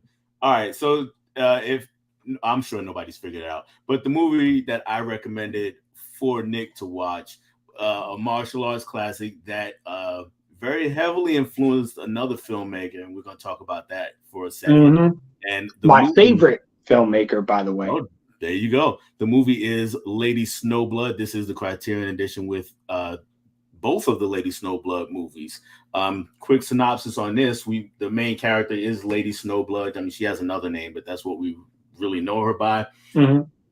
And this is her revenge tale, where she's born in prison. Her mom is in prison when she was born, and mom went through a lot of rough things. And as she's being born, mom kind of speaks it into existence. Says, "All right, your job in life, this is as the baby's being born, your job in life is to get revenge for me, to avenge my death. That's your job in life." And then mom dies. There is an actual name for this type of baby. And I forgot the name of that. It's like Ashra or Asha, something like that. Something like that. Something like that. So, and once she's born, Hold on, I'm sorry. Go for it. No, buddy, I'm all set. Thank you. This is my son. He's balling because he learned how to use the toaster oven. Balling. Dad, I made some fries. You want some? Like, now I'm all set, buddy. You know what I mean? He's balling out. My wife's been teaching him how to cook. I understand. That's cool. That's cool. Yeah. I'm sorry about that. Go ahead. Oh, nah, it's all good. So when one of the other inmates gets out of prison, they take the baby with them and take it to a guy to train her up in the ways of vengeance and teaches her martial arts and all sorts of things. And then all right, so you cut the movie on, and the filmmaker that we're talking about, so nobody's in the dark, of course, is Quentin Tarantino. Yep. And the movie in particular that he took a lot from for that movie was Kill Bill, both Volume 1 and Volume 2. Did you know that beforehand? So no, I do remember him mentioning he got heavy inspiration from an Asian film. I did not know that he was talking about Lady Snowblood. So when I was, it's funny too, because when I was watching it, I was kind of like, this is kind of familiar. Like, really, I'm like tilting my head like a dog, like watching TV, and I keep tilting more and more, and I'm just like, this is starting to really. Then as soon as I saw right in the beginning, so basically this movie is pretty much Kill Bill, where she has 4 people she's got to avenge for her mom. Whereas in Kill Bill went a different direction. We all know what direction that went in. It's not for her mom, but like Del was saying, her mom is basically putting it out in the universe and putting it in her ear that she needs to avenge, her death, basically. And you don't even know who the father is of Lady Snowblood, because in reality, as much as her mother was like basically using men to gain her hate. That was tough. That was insane. Like that was rough to watch. I mean, even in the 70s when this film came out, I can only imagine that was a rough scene to watch, because they're showing you as she's talking about what she was doing and what she was wanting to do. They're showing you the images of all these different guys just taking advantage of her, and and what led to her mom being like that is because she wanted those guys and girl dead. Right. So without spoiling it, the first act, when she's walking down, first of all, shout out to that woman, because that dress, was super tight. The kimono she got on, yeah. However, she was doing those flips and these jumps from And the like shoes. literally, yeah. And those flip flops with the two prongs. Yeah. Those, I'm like, okay, this is crazy. But the very first scene, she's walking in snow. She's like, she's hidden under her umbrella, which that's her weapon, is her umbrella, which is dope as hell. That thing got compartments I didn't even know, like some expected gadget shit. So when she goes by the first person that she sees, it's one of the people that she has to kill to avenge her mom. The second she pulled the blade out of the handle and stabbed him and all the blood started coming out, that's where I knew, okay, this is Kill Bill. Because it's just nothing but red paint going all over the place. And it's the same sound effect. Yes, and that's what I was like, that's crazy. That's where the inspiration came from. I did not know, like I said, I didn't know it was this movie in particular. So I'm glad I picked this one out because I was actually going to pick out another one that you had put down. But that name just like, it clicked. By the way, like I said backstage, I ordered that Criterion set you got because after this movie was over, I had to see part 2. I looked it up instantly to see if there was a part 2, and there was, and I was like, yep, I'm going to order it. But without giving too much away, basically she's just on this journey, and everybody that she kills, the particular fashion that she does it, they don't show you, and this is what I love about you kind of sparked my love back because I was thinking back in 36 Chamber days and all those older Asian and Japanese films, is that they never actually show, because in reality their sword game is supposed to be so fast that you can't see it. Right. You see is just the line of blood from where they cut, because that's how swordsmen were portrayed. And back in those earlier days in 36 Chambers, they were so fast you weren't supposed to see any of that.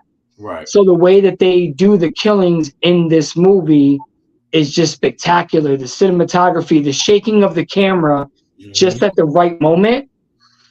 One of my favorite parts is where they're in the forest and it's all snow on the ground, and you see her walking away from the gravesite. The grave, and where she slashes the grave. Yep. And that guy's coming in, and as that guy's coming in, that camera shake. For some reason, it just made me more like, why is the camera shaking like that? And it just kind of reminded me of old 36 Chamber days when we were watching those Wu-Tang movies, how the camera would shake and it would kind of throw you off of, what's about to happen, because you're sitting there wondering, like, why the hell is this camera shaking? The only one part of the movie was I wish the blood wasn't that red. It wasn't so bright. Yeah. I mean, it was vibrant bright. So you automatically knew that, it's not pig's blood. That shit is paint. Yeah. Because there's no way they even got pig's blood to get that red. But I also think that was one of the highlights of the movie, because if the scene's not in snow, you're in darkness. Yeah. And that's what I like about the film, is the overall feel of the film is that white snow. And that's why they call her Lady Snowblood, because when that blood goes all over that damn snow, it is ridiculous. And I thought the Quentin Tarantino fighting scene was crazy with the blood. This one definitely picked it up. The one, I do want to spoil one kill, because the one kill that I absolutely love the most is when she goes after the one woman that's involved.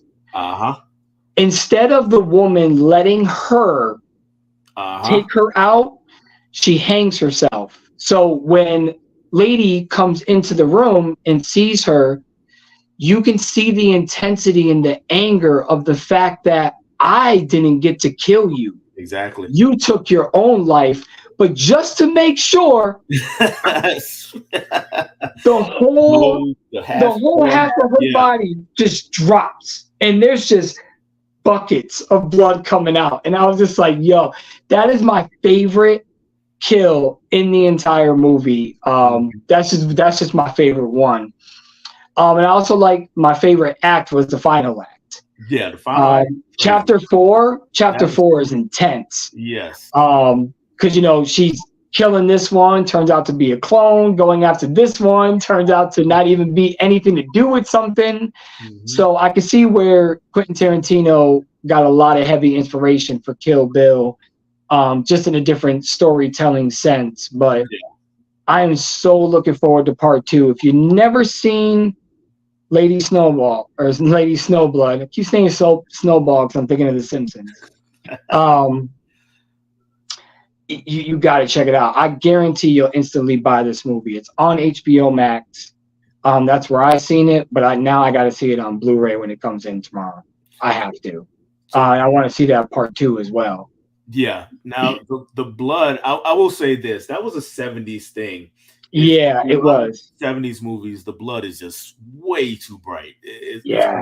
But in this movie, like you said, when it splatters up against the snow or against her face. Yes, because her face is so white, which she's a beautiful woman. Yeah. I don't know the name of the actress, but she is a very beautiful woman. So it's very pleasing to watch a woman take the lead, because back then, a lot of those Asian films, it was the men playing the women, because they wouldn't allow women to, be that lead actress or actor or lead role, which is crazy. Because now you look at it nowadays, they call Quentin Tarantino a woman hater because he doesn't let women take the role, but it's Kill Bill, it's Death Proof, like, come on. Brown. But I absolutely love the way that red goes over that snow. Yeah, and she, I think with her performance, when she was actually, in the midst of killing somebody, is when her performance shined. When she the intensity on her face. Yes, the intensity was nuts, and you could feel it. And then again, when that blood was splattering all up against her, I mean, there's no blinking, there's no nothing. She's nothing. And you know what? I don't know if you got the same. When I looked in her eyes, I seen emptiness. I don't know if, she did it, when they did close-ups and you look in her eyes, you can literally see there's nothing there, because her sensei, her master, put her through some shit to never love, to never have feeling. And it's just insane on what he put her through, especially the rolling down in the barrel. Yeah. Yo, when she the first time you see her going in that barrel and she flies out, and the mom, the woman, well, not the mom, but the woman that's taking care of her is like running and like hysterical, and and he's just up at the top of the hill again. You don't feel nothing, and I'm just like, oh shit. Now, I will say that is the one scene that took me out of the movie a little bit, because when they show her rolling down in the ponytail, the hair, that ain't her. Yeah, no, the hair is definitely like some kind of contraption that they made. You could tell that was not her at all. But I know what you mean. But as far as the scene as an overall, just kind of displaying how he put her through that. And in the actual movie, like I said, when you look into her eyes, when they do close-ups, if you see this movie, look in her eyes. She has nothing. It's like dead in her eyes. And I don't know if that's her original eyes, but her emotion in this movie is so strong. And I also love how she sneaks up on people, because she's just like this little cute, like Asian woman, like, doop, doop, doop, doop, doop, and she's walking with the umbrella, and then next thing you know, exactly. It's such a great movie. Now her whole training thing, that was also, that also heavily inspired Tarantino, because we got the whole section with the bride when she goes and trains with Pai Mei, played by Gordon Liu, all-time great. so that I saw a lot of Kill Bill in that Yeah, when that was I happening. did too. And I'm glad that he can take inspiration, because like I said, I remember him saying in a review that he had got heavy inspiration from an Asian film, and then he said the name, but you kind of just like flake out on the name, because I Yeah, just was more into what Quentin Tarantino was saying, because I mean, I named my youngest son after the guy. That's me and my wife's favorite director. Besides Sam, my wife loves Sam Raimi, Sam The Raimi. Evil Yeah. Dead. Mhm. My wife loves Evil Dead. We've got every adaptation of that movie, but that's the only reason why. Just like I She have excited, every. What'd you she, say? she excited for the new one coming out. Oh yeah, no, we're going to see that in theaters probably that weekend. Because again, her schedule is hectic. Not only does she go to school, but she also works part time. So her she'll have to like hustle through schoolwork in order to like get a Saturday night off. Like tonight, she won't have any time. We won't be able to watch a movie or anything because she's gonna be doing schoolwork. So, Right. but that comes with the territory. I always tell people in life, in order to be successful, you have to sacrifice. There's no such thing as being successful without sacrificing time, effort, money.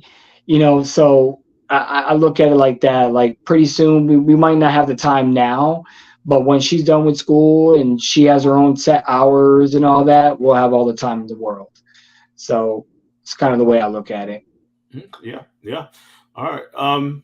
So also another movie, by the way, that Kill Bill got heavy inspiration was Fist of Fury. Used to be the Chinese Connection, then the original name was Fist of Fury.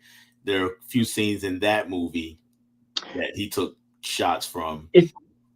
Is Fist of Fury the comedy type one? No, no, no, no, no. This is the one that where he has to go. He goes in and winds up fighting the whole dojo.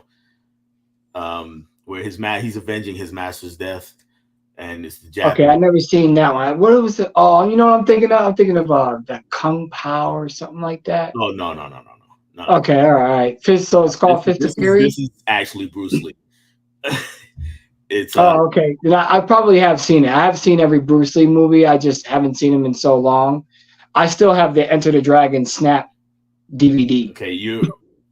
You were frozen on mine. I'm not sure if you were frozen on YouTube or not. Anybody let me know. So I missed a lot of what you said.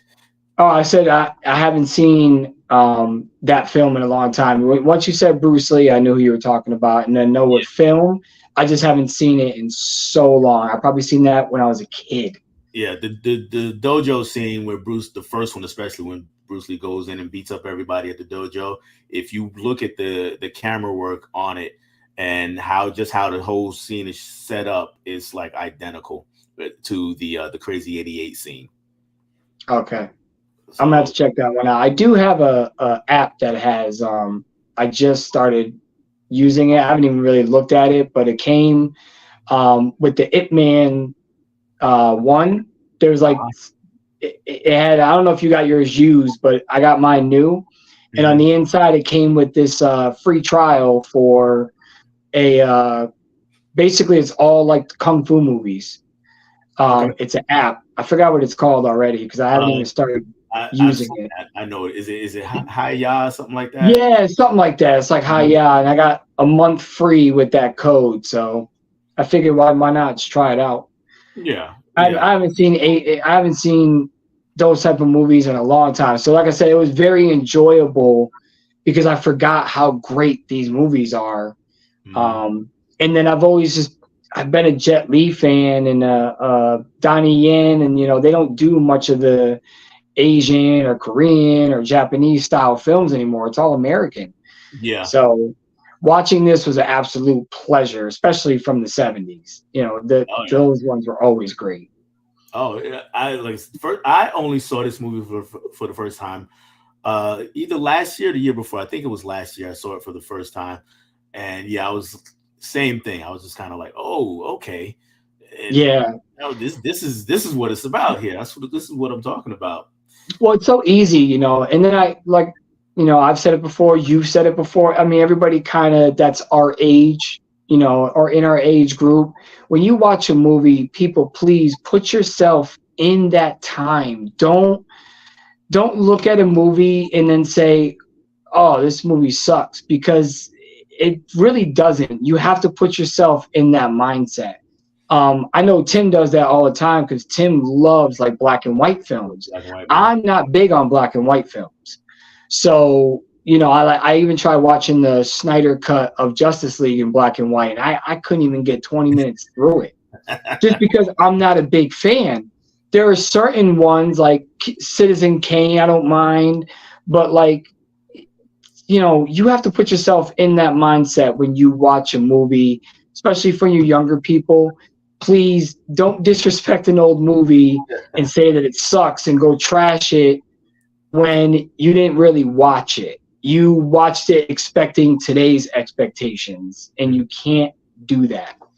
Mm-hmm. It's one of my biggest complaints about people who watch movies now. It's like, oh, that didn't have CGI. Well, they didn't have CGI back. It's called practical effects. Exactly.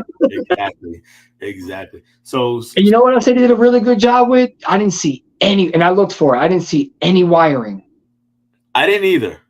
I love when films do that, because there are a lot of films that I used to watch, like 36 Chambers even had some where I saw the fish line, holding up the actor and stuff like that. There was even a scene in Once Upon a Time in China too, with when Donnie Yen and Jet Li are fighting. There was a split second I seen a couple of the strings holding up Donnie. So there's a lot of Jet Li movies where he does a lot of wire work, and sometimes even if you can't see it, it doesn't look good because it looks unnatural. It doesn't look natural. Right. So in this scene, I will say she didn't do a lot of flying around. So she was more subtle with it. It was more, I'm going to step to the left. Yeah. So I'm going to step to the right and slice, but it works. And how the hell was she taking the big ass steps with that tight ass skirt on?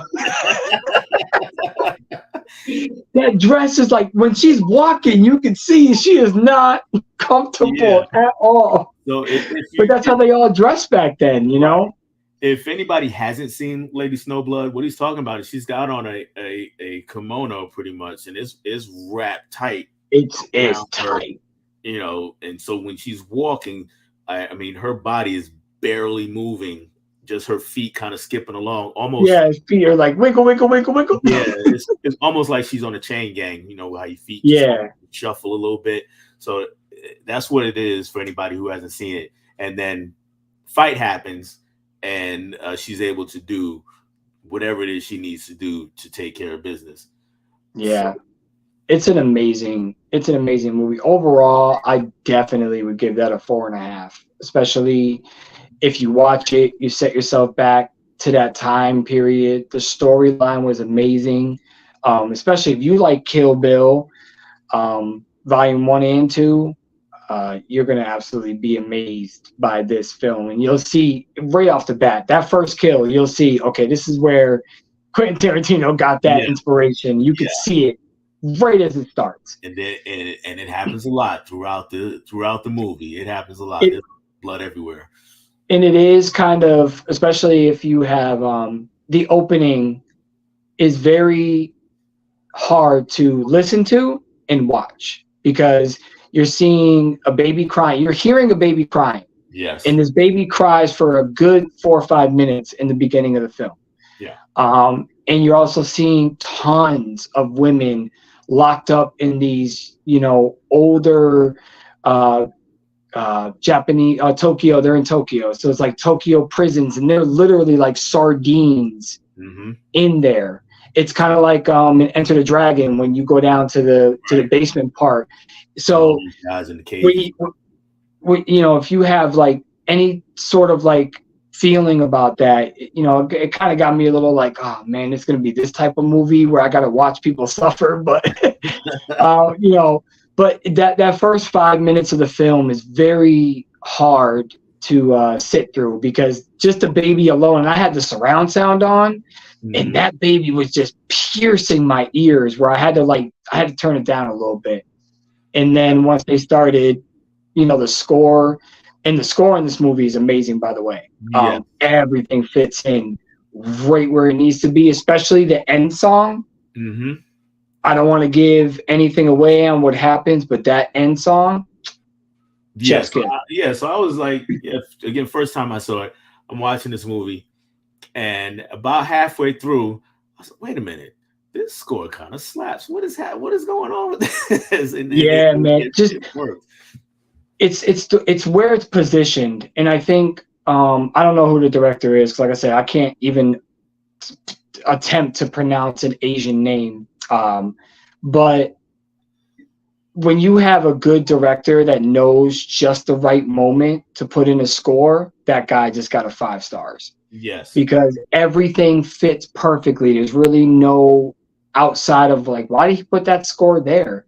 And there's a couple of times where they're like, when they're punching and they're landing fists, the sound is off just a little bit. So there's more whoosh than there should be. Okay. But other than that, the score is just absolutely amazing. And that woman's voice, I don't know who sang that song in the beginning and at the end, but her voice is amazing. Yeah.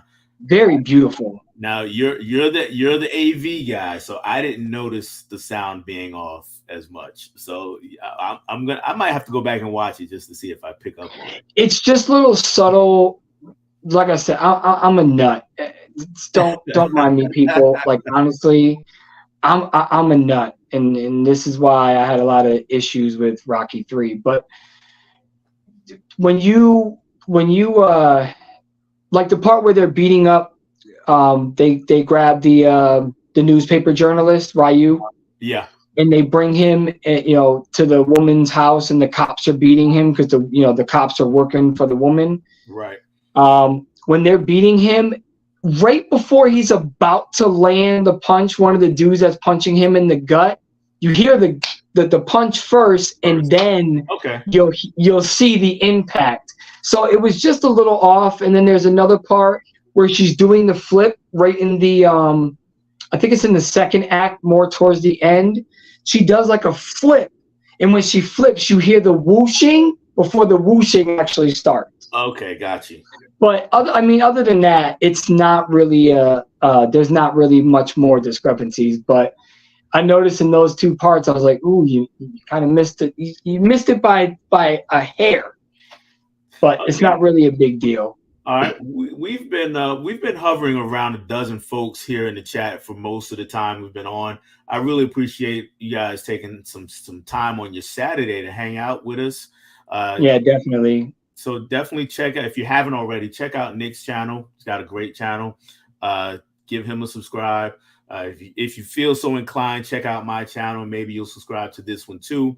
But I think most of everybody here is already subscribed, so I appreciate it. And subscribe to each other. I say it all the time. The chat is full of great content creators, and we have a couple that have showed up since. And here's Gus.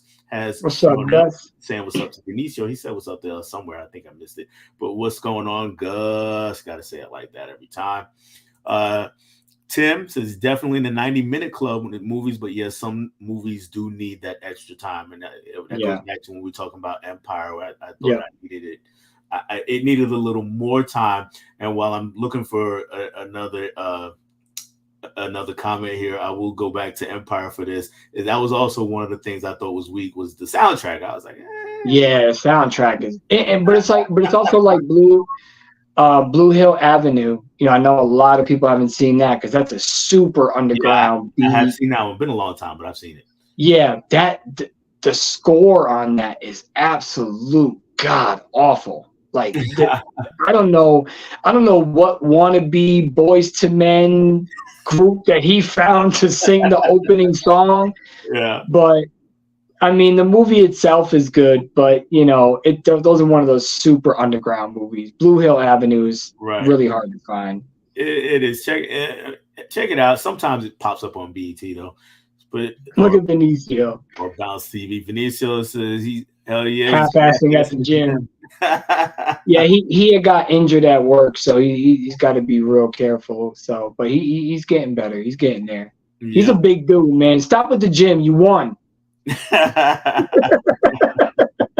4K Media guy says, at least you're hitting the gym. I need to get back to that. Don't we all?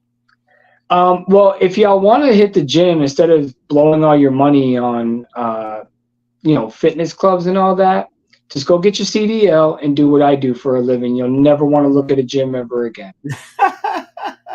Benicio has a home gym. But he's at the real gym today. Interesting. Sometimes that is your motivation.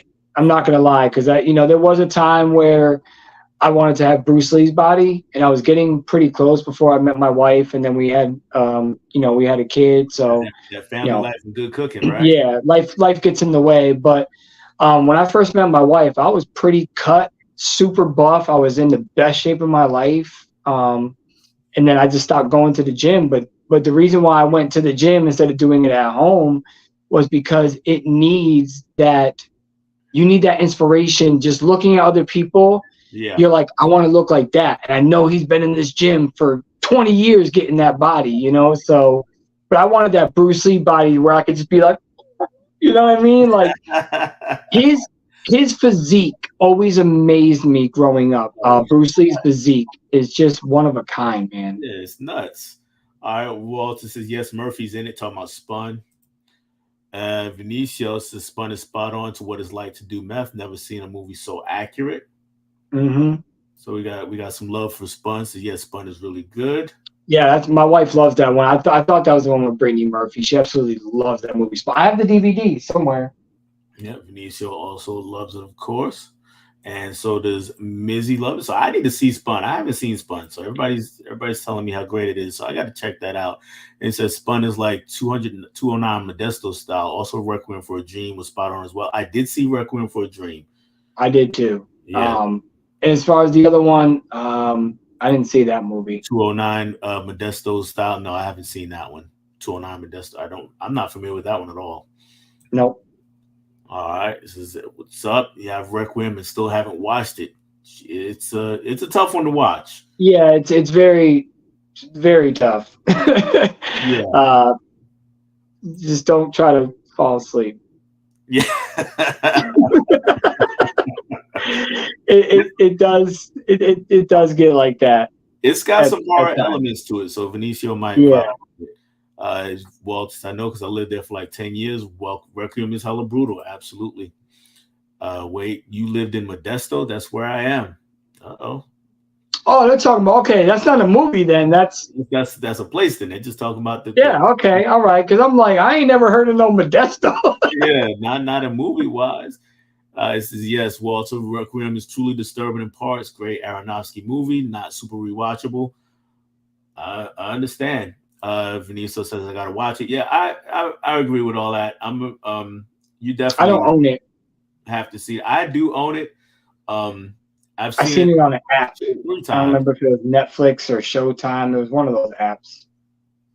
Yep. So they're having a lot of conversation going back and forth on that. So I'm gonna skip through all that. I'm kind of looking to see if anybody has any questions or anything like that. Walter did say he has Hardball. He got Hardball recently, but still have yet to watch it. So yeah, we need restorations on both of those. Most definitely. Those are like his staples. And then my other one is The Replacement Killers. I love Chow Yun-Fat and The Replacement Killers. It's been a long time since I saw Replacement Killers. And that movie was kind of ruined for me. I need to watch it again. That movie was kind of ruined for me because of your thing, AV. The theater I saw had a crappy sound system. And it was kind of going in and out, and it was, distorted in places, and it just took me out of the movie. Yeah. And so I need to give it a rewatch because it deserves. It's definitely the John Wick back in the days. Yeah. All right. The Monkey says, "How about Last Blood 2? You buying the new Blu-ray coming out on July 25th?" Haven't seen it. I have not seen that one either. When it's Johnny's time to get live, it's time to represent Sunset Park. Sunset Park, what time is it? No doubt. Man, when what's his name gets robbed for his coat, that was a crazy scene. I need to rewatch it. I haven't watched it in a while myself. Good luck finding that joint. Yeah, I tried to find it on DVD. It's tough. It's not on any streaming service. You got to buy it. yeah, it did come out as a DVD, so it's probably There is DVDs out there, but they're like $60 on eBay, wow. and I refuse to pay that much for a DVD. Sorry. Walter's got a question for you. So it's a bit off topic, but what boutique label do you feel has been killing it?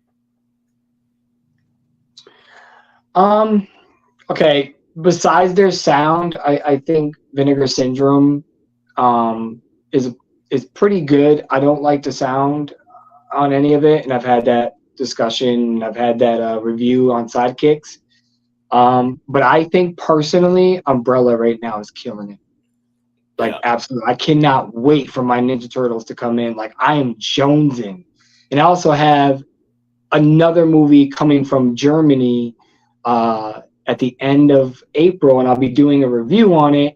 And it's a 4K that we haven't gotten yet in the United States, but I'm going to keep it under wraps until it comes out because we've been wanting this 4K.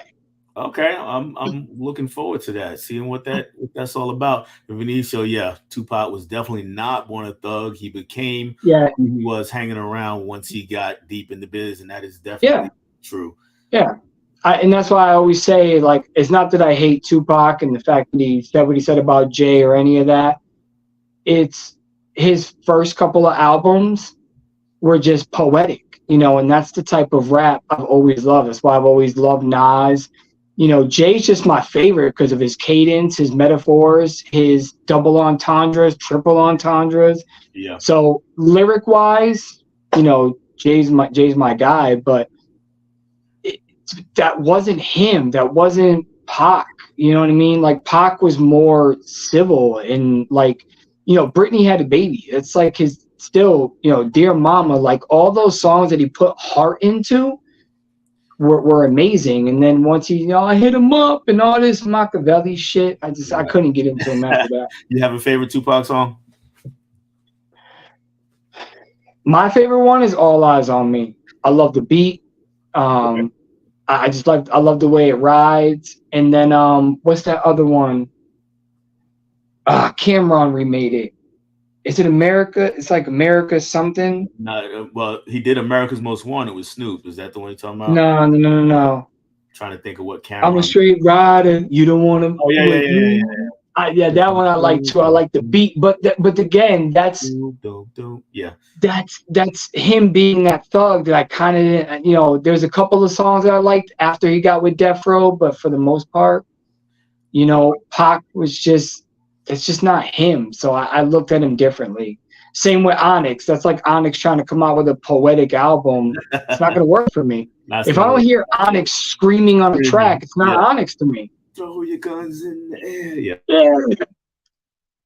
Yeah. For me, just to put it out there, my favorite Tupac song was really one on his first album, If My Homies Call. So that's my favorite one. What's your favorite Nas song? My favorite Nas song? That's tough.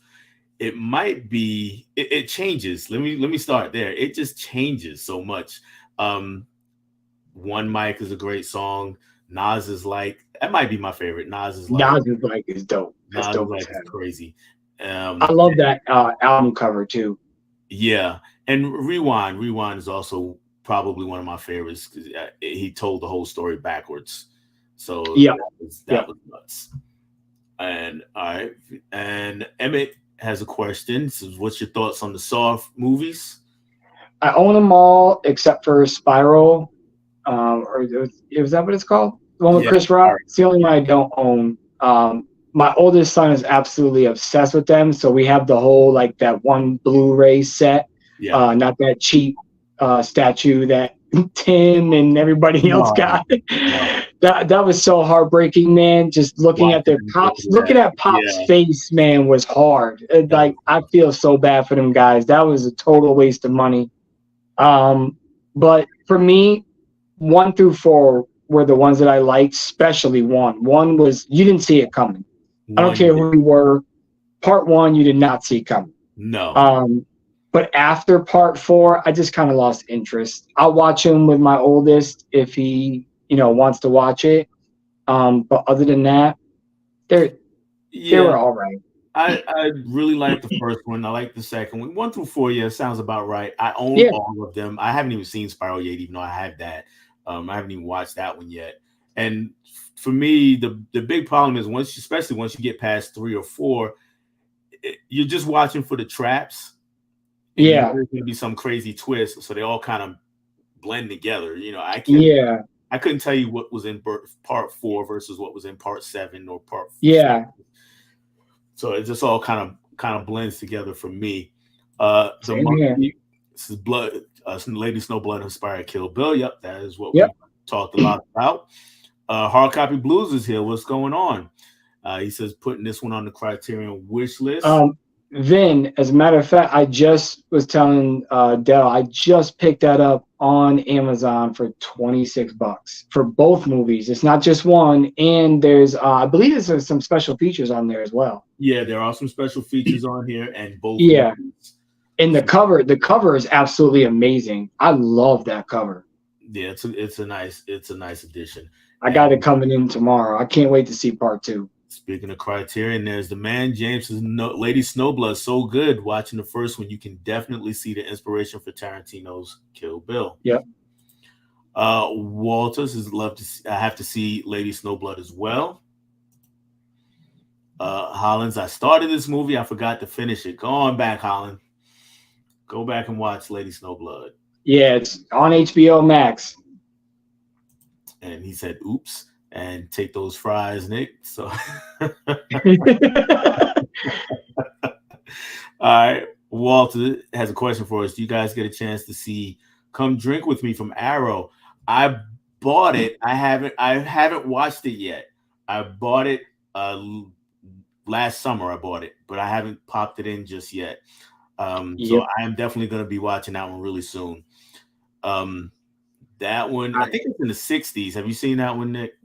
No, I have not seen that one. And when it comes to boutique labels, I'm very, very, very picky. A lot of people, for me, it's the money that they want. Right. Like Arrow, I've got a couple, especially like Flatliners. And, you know, if they were to do like certain releases, I'd buy it in a heartbeat. Just like Umbrella, you know, I paid the Ninja Turtles I have coming in all together with shipping and everything was like $42. Right. So, you know, it's an expensive thing. So I'm very, very particular.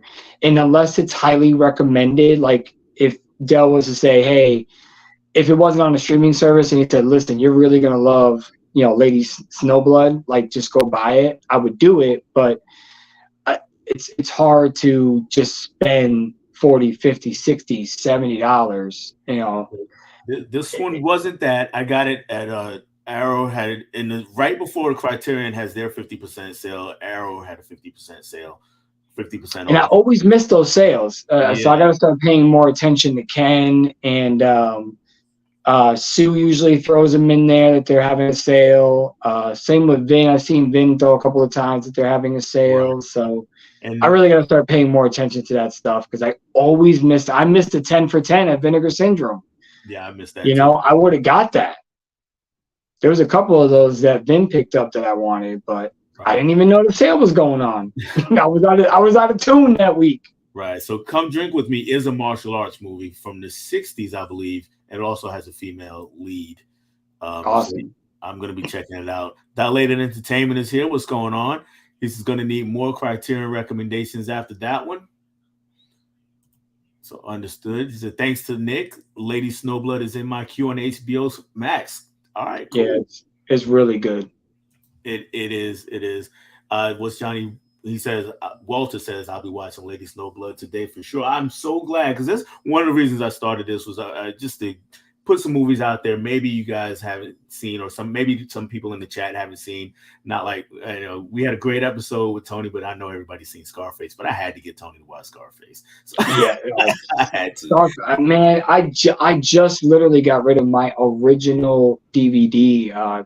Gave that one to my neighbor too.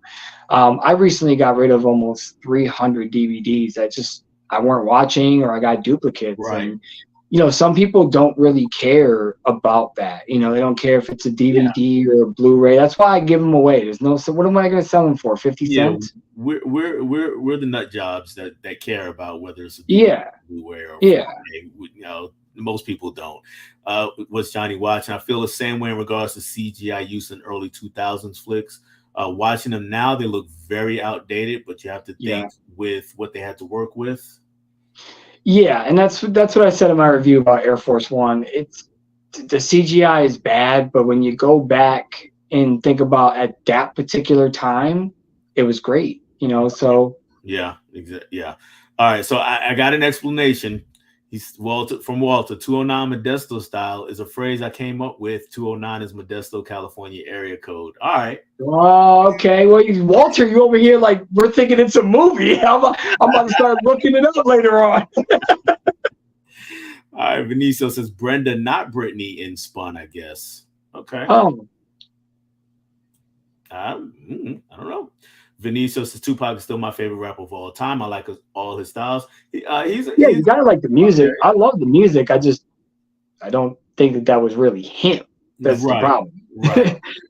I tell people all the time, just the same thing Vinicio was saying earlier, is he became a thug, as he went on. He didn't really start that way. Hard Copy Blues, So Many Tears is probably my favorite Pac song. Got you. And Vinicio is saying hell yeah to that. And we got some Tupac talk going on. Dear Mama, that's I love the most. Dear Mama was amazing. It's an amazing song. I mean, there's nothing not to like of it. Hard Copy Blues talking Nas, got to go New York State of Mind. New York State of Mind. Nothing wrong with that. That whole album, that's my favorite album ever, is Illmatic. So I will, any song in there works for me. Yeah, it's the same with me. Reasonable Doubt is the same. Reasonable Doubt is a great album. Yeah. The Evils is my favorite song of all time by Jay. Can't Knock the Hustle from the same album. That's my favorite Jay song. Yeah. I just like the message that he displays in the Evils because it's all true. Hall & Oates look like it's the same song in Lady Snowblood as the end of Kill Bill 1. It's by the actress herself, Miko Kaji. I think that's how you see that. Beautiful voice, man. Mm-hmm. Vinicio says fucking Vin got all the good ones during. Yeah, you talking about that sale? I missed out on that, man. I'm not missing out this year though. All right, Brenda's Got a Baby was what Vinicio was referencing. That's a song I can't listen to it so much because it's depressing. I know. Did I say Brittany Got a Baby? I thought I said Brenda. No, you might have. I don't know. Maybe I did. My bad, man. All right, well, this is the geek in us begins searching IMDb for where we can watch. Exactly. For real, like as soon as this stream was done, because I used my phone to do this, and I'm just like, I'm looking that up right now. Exactly, and we got it now, Benicio. This is not simple. Oh, okay, all right, yeah, all right. I was about to say, I know that movie has Brittany Murphy in it. I didn't even pick up that you had said that. I didn't even pick up on that either, man. It's just I know the song. My bad, Benicio. I don't want no drama, man. I don't want you won. You won. All right, let's get ready to wrap this up, and I'm gonna wrap it up with you giving your overall thoughts on Lady Snowblood. Even though I think we pretty much got it, but if you have pretty much 4.5 out of 5 stars. Absolutely amazing. I see where a lot of inspiration, most of inspiration came from Kill Bill. Pretty much same storyline, just different twist. And without giving too much away, like I said, get through the first 4 minutes. It is kind of like depressing because I'm sure this is how it really was back in those days in Tokyo with just jail in general. And the baby crying, like I said, I know Johnny over there, he's got a sound system. And then if you watch it, like just turn it down for a couple minutes because that baby crying pierces your ears really bad. But other than that, it's a phenomenal movie. And I say the third and fourth act, third being my favorite act out of the whole movie, chapter 3, that was my favorite chapter. But just a phenomenal movie all in general. Okay. And I'm assuming that you would recommend it to someone else. Oh yeah, everybody. Everybody, that works for me. As long as you like if you don't enjoy martial arts flicks, then it's not the movie for you. You know, like my wife is not big on martial art flicks. I mean, she'd sit down and watch it with me if I wanted her to, but she's not big on it, so I wouldn't recommend it to my wife. You know, but if you're big into anything pertaining back in the days of Wu-Tang movies, anything swordsman action wise, or Terra Hanzo style movies, then you know it's definitely the movie for you. But if you don't like martial arts, don't even watch it because you won't appreciate it, and then you'll talk trash about it, and then Dell and myself might have to find you. Exactly. Now, Empire is an acquired taste, man. I like it, but it's an acquired taste. It's a like I said, it's a good movie. It's just some things that I wanted more of. Is really what it boils down to. Yeah. So I would recommend that movie because especially if you're into that '90s era style of hood movie, it is definitely got that in spades. Definitely got that in spades. All right, again, we still got 10 folks hanging out with us, and I appreciate all you really people. Appreciate it. Yeah, it's coming out on a Saturday because when we were talking backstage before we started, it was like, man, we might not have anybody here. We don't know. I was thinking 2, maybe 3 people. Right. But I'm glad for the turnout. And if you do watch this on the replay and watch it all the way at the end, we certainly appreciate it, both of us. And the one thing I love about the YouTube community is that we all talk about the same things, just in different styles, and we all have our own techniques. And I'm looking forward to, hopefully I can inspire somebody with my life lessons, and maybe somebody takes the concept and puts it in a different way and does their own style with it. Like, inspiration is one of the biggest compliments you'll ever receive in your life. So, the movie swap thing, man, I was thinking about trying to twist something like that, but I kind of do with the top 5s because I always have a guest. So, right. And a lot of those people with top 5s, there was a few of those movies you mentioned in the martial arts one that I haven't seen. So it's a way to get more movies out there, more people wanting to see the movies, and more people buying the movies. There's still a strong number of us, and please stop buying DVD. That has to stop winning. My God. You know what? It's not us. It's not the collective. I know it's. And well, some things you can't, like, I just picked up a whole bunch of Pauly Shore movies. You ain't finding those on Blu-ray. Yeah, you're not. You know what I mean? So I had to pick up the DVD. So I think that's where a lot of it too, a lot of us guys with nostalgia, we buy these DVDs because they don't have a Blu-ray release, or they don't have a 4K release. And at this point, what's the point of going from DVD to Blu-ray at this point? Just go straight to 4K. Yeah. It's a cost thing because yeah. With a lot of folks, especially if you shopping in Walmart or Target, Yep.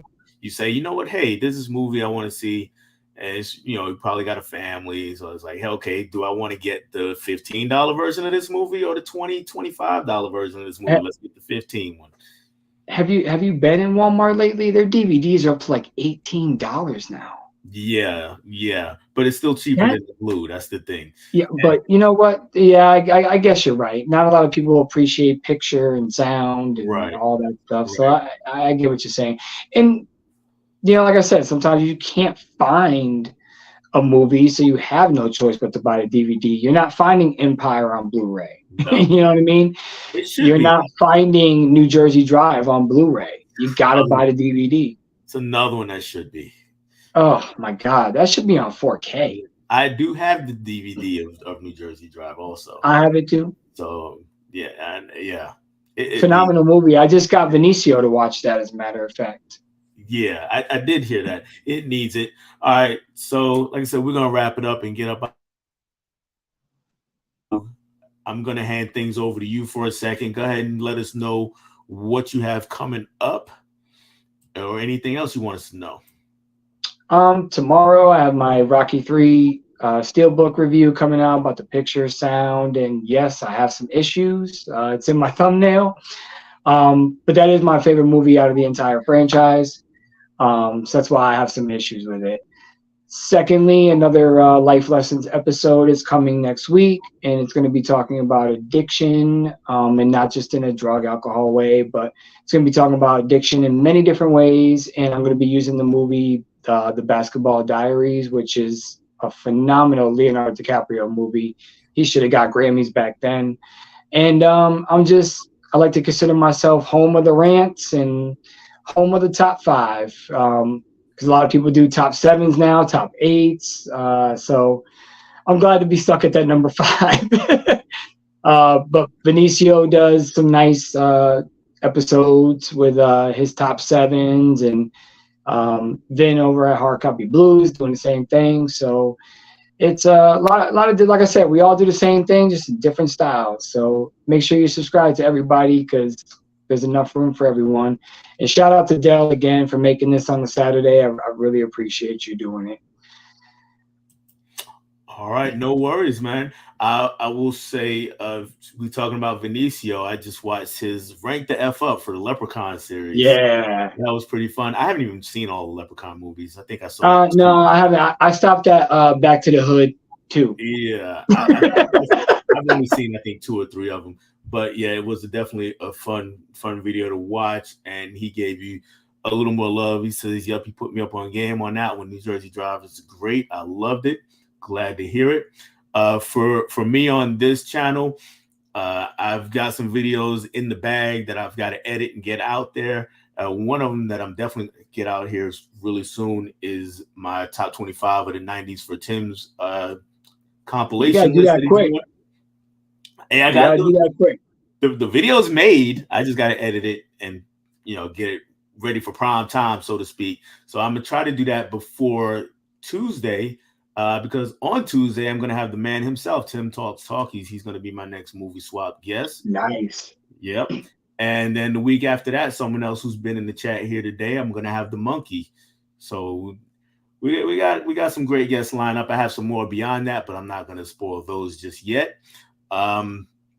Thank you for hanging out with us, for everybody in the chat, and definitely thank you to you, Nick. You helped me out by doing all the heavy lifting on Lady Snowblood. You spoke passionately. Yeah, I thank you, because you introduced me to the movie. I would have I never would have watched that. All right, well, I'm glad you did. I'm glad too. All right, so everybody out there in the chat, this is it for me on this Saturday. I hope to catch you guys on Tuesday. Again, I'm going to have Tim Talks Talkies, and we're going to get into some more good movies. Catch you guys on the next one. Bye.